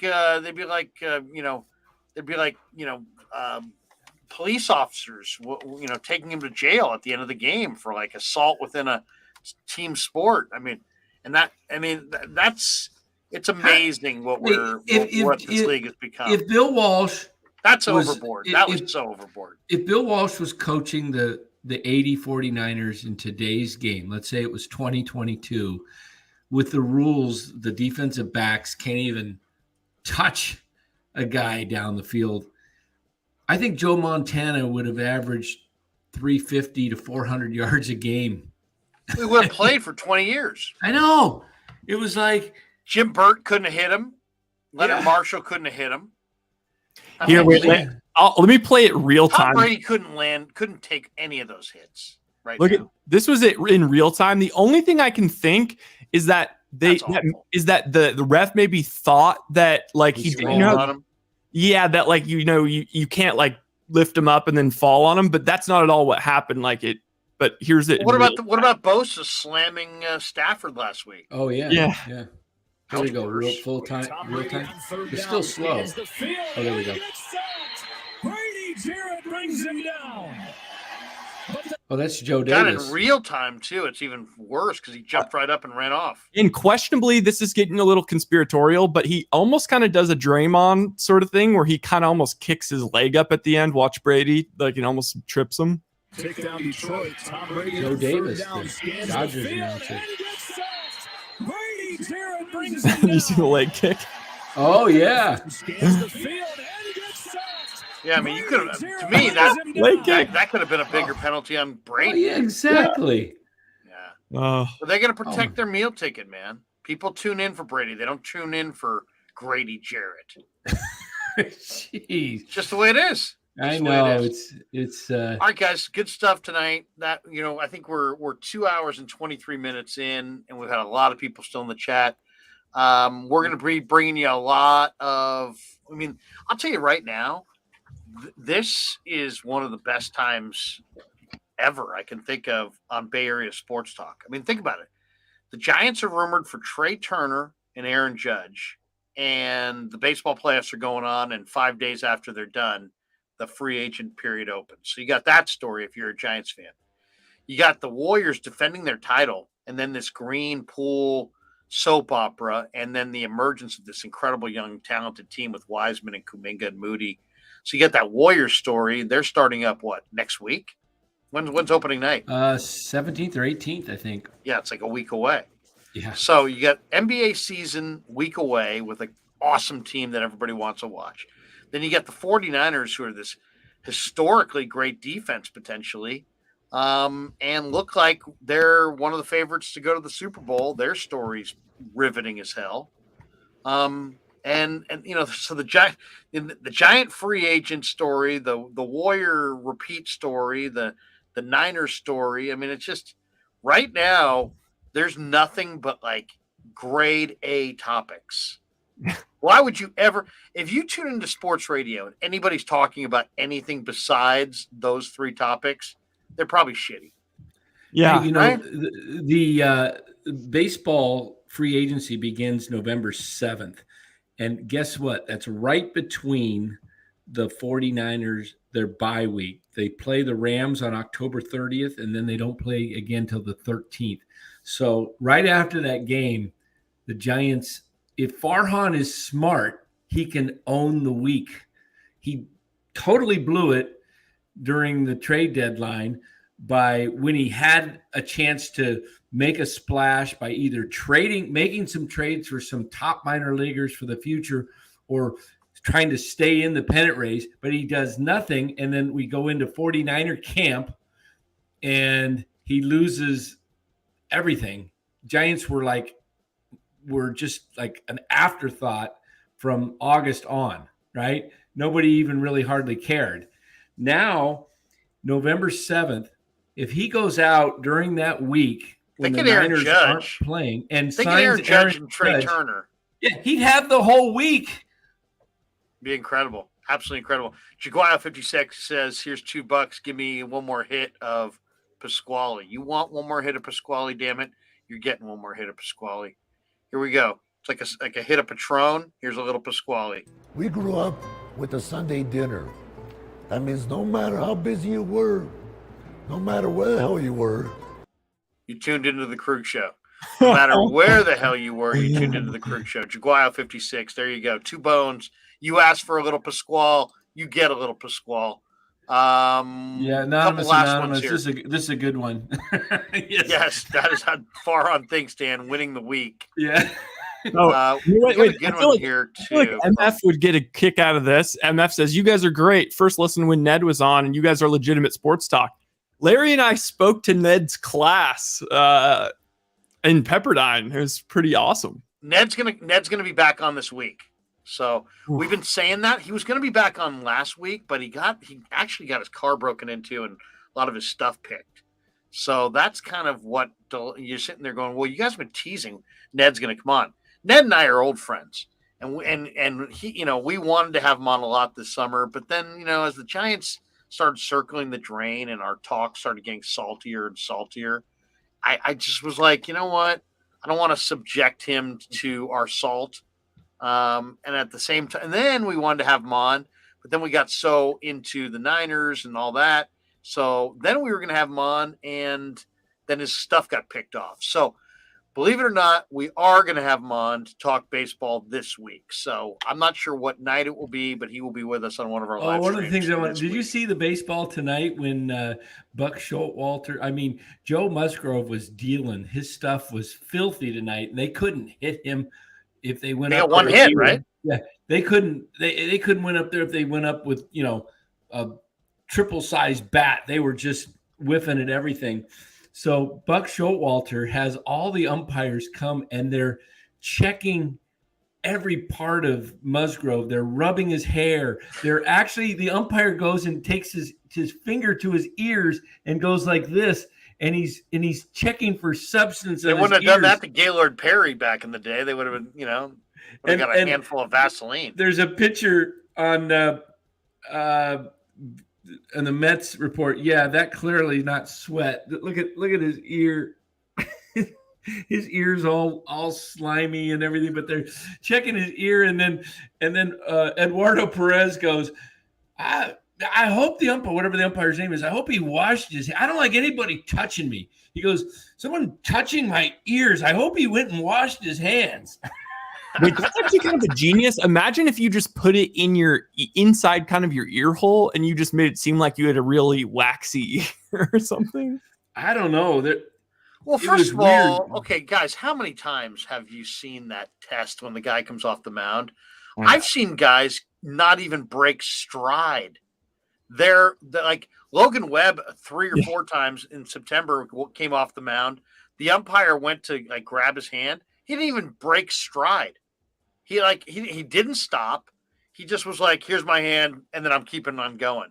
So it's like I just get the feeling that it's like it's a nominal thing. It's like for the optics. Yeah. They're doing it for the look. They don't even care. Nobody talk about something that nobody wants to do. The players don't want to be checked. The umpires don't want to be checking. I mean, it's just a useless endeavor. MF says, loved hearing Ned's thoughts about deals in the hot stove. We will get Ned's thoughts on not just deals in the hot stove, Giants deals in the hot stove, as well as the comings and goings when the baseball playoffs start to really heat up. So that's coming up later this week. We'll do a lot more live streams, Niners, Warriors, Giants. We may mix them up like we did a little bit tonight, but we'll be talking a lot about these stories in the days and weeks ahead. But yeah, Warriors could be a hot story. Niners could be a hot story. Giants could be a hot story. This could all be in our backyard in the next 10 days, 2 weeks. Well, yeah, Giants probably we're looking at a month. Month? Month. Okay. November 7th before they can actually, start. Well, we got a month to speculate. Yeah. 9 days from now, we're going to be doing exactly. I'm kind of like, Warriors. When it comes to speculation, I'm kind of like where you're at with A-ball players, Larry. It's like, I don't want to hear about A players coming up. I want to hear, I don't want to hear about potential signings. I've heard Farhan cry wolf enough times that I have had it. I don't even want to get excited about that the Giants are in on Judge and Turner and so-and-so and so-and-so. Show me the money, get it done. And like the old lady on Wendy's used to say, where's the beef? Where's the beef? Get some signings, and then I'll get excited. I would love to renew my tickets, but I'm not going to renew them for, this crap that they put out there this year. I want some legitimate guys to, the Mets, they didn't make it. And it looks like maybe some people will say it's a failure that they didn't get to the, to win it all, but they did win 101 games and were an exciting team. And they, they had stuff happening at their stadium, and, you're not going to win it every year. I mean, my goodness, the Dodgers haven't won it since 1988, so parting shot on the way out. Yeah, exactly. Exactly. That's okay. So yeah, it says anonymous. Dan is a season ticket holder. Used to be. I don't know if he still is. He says, yeah. Every well, it show. should be interesting. But I mean, heck, just the fact that the Giants are even talking about big name guys, and now this year you get the feeling that they are going to be forced to kind of put their money where their mouth is. Last year they talked a big game. This year they're going to have to walk the walk, or everybody's going to call them out, and they know especially it. Especially if the Dodgers or Padres win it all. Yeah. Then it's kind of like, geez. From I love that Poupon boy. From a flavor standpoint. All right, good stuff, fellas. We will see you guys tomorrow at some point. We will do I'm on 95.7 the game tomorrow at 3 p.m. with the great Damon Bruce from 3 to 6 p.m. All right. We may be doing a live stream. Maybe we can do one tomorrow night. I'd love to do one tomorrow night. And just three. Maybe we can do a Monday night. Maybe we can do a during the last third or fourth quarter of the game, second half. Hey, one last thing. Those of you who are in the Krueg Fantasy League, check the trade. I'm proposing a trade to everybody. I'm proposing in the trades league. out there, and people aren't answering. Come on, you want to get in the league? Check the line, check the waiver wires, check the trade proposals, and either reject it or let's deal. Let's talk. Come on. I'm coming back in this league. I'm going to figure out a way to get back into this doggone league. My first crack at fantasy football. I started off 0-4, and the way things are going, Waller will probably get 3 touchdowns tomorrow night, and Daniel Carlson will probably kick 4 field goals, and I'll lose by a point or 2. Oh, absolutely. Rye's got Waller and Carlson tomorrow, but he's down by 30. Oh, that'll be fun. We should hop on maybe halfway through the game, and then we can sweat about it. 3 You know, it's minutes funny. ago. I'm going up against fresh in, fresh out. Yeah, Who's he's that? got a shot at beating you if Well, he's you don't beating me produce. right now. He's Yeah. beating me 106.3 to 89.9. But you got But I'm Mahomes projected to beat him 109, 106. He's done. I have Clyde Edwards-Helaire and the KC defense. Chelsea. You have I don't KC think- defense. I don't think that Clyde. I think he's going to beat me. Clyde Edwards-Helaire is going to get what? 10, 12? He's projected for 12. He's projected for 12. KC's defense is going to get 6, 7. Let's So see. that would be 18. But I you guess got I would beat him. I'd beat him with that. Yeah, it's It'd be very close. Very close. let me see. You got 100 and you're projected to get 109. And you basically have 90 and he's got 106. So you're 16, a little over 16 behind him. Hilaire is 12.6. Clarence Beek says, Danny, your trades are pure sheet. Pure shite is the message. Pure shite. Wait a minute. Is he in the league, Beeks? No, he's just saying that the fact that you haven't gotten back, people haven't gotten back to you means that they might be shite. Oh Danny no, they're throws just a lot of deals out there. But you just got to keep. Danny. You just got to keep proposing trades until eventually Danny says. Yeah, the yes. one to talk to Farhan and I'm like Farhan and MF's like the Seattle general manager. MF and Jerry I DiPoto? communicate. No, we communicate, but we don't always make the deal. But we communicate. You're in the deal flow. Yeah, we're talking and we're going back and forth. I've had I'll a deal give with you Stewie Fairchild, but I also want you to take Padlo, and I'm willing to pay some of the freight. I'm loading up on. I've got some strategies that are a little unique. They may be backwoods stuff, but I'm trying some different things out going this week, and we'll see. Yeah, but by the way, I'm trying some different things. Your team is called Tech Savvy Storm. Troopers. Yeah, we're coming after you. We're coming after you. We're 0-4. You're 12th place. Yeah, but hey, if you lose tomorrow, I may pass you. How many wins you have? I'm 2-2. Oh, I won't pass you then. Yeah, that's gonna be quite a trick But if you can do that.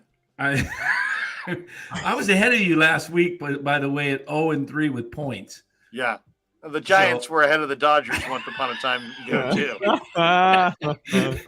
Hey, I'm throwing the gauntlet down at all Carlo 11 of you B. I should guys. have taken DK Metcalf from you, Dan. Yeah, Proctor's team looks good. Cup runneth over. I don't like the name Cup runneth over with Cooper Cup on your team. He's though. got Mahomes, Cup, Tyreek Hill, A.J. Dillon, Naheem Hines, Travis Kelce, Ramondre Stevenson, Judy Gibson, Noah Brown. What's he doing there? Elijah Moore, Pacheco, Jordan Mason on the bench, Tyler Bass, Niner D. You know, Tyler it's a Bass, good Niner D. See, he's good on the perimeter. He's good on the edges there in the perimeter. You know, he's got the Niner D, which is really good. He's got Bass, who's really good. It's insane that I've Lamar Jackson, who's put up like 40 like 3 times. And I have Nick Chubb, who's the number 1 fantasy running back. Mark Graves. Danny, your trades are a little bit like the weather on the coast. A little chilly on the coast. Yeah, a little warmer chilly, a inland. little warmer inland. Hey, you you talk to me Are you selling Jonathan Taylor? for the right price. For the right price. I was working on a deal. But who turned it down? Carlo P turned my deal down. You should have taken it today because Hawkinson and Goff did awful. Hawkinson. Check out Vicky's team. Vicky, she's got Gabe Davis and Stephon Diggs. The opening MF says he's kickoff. got Higgins and Chase. Only one of them goes off. Yeah.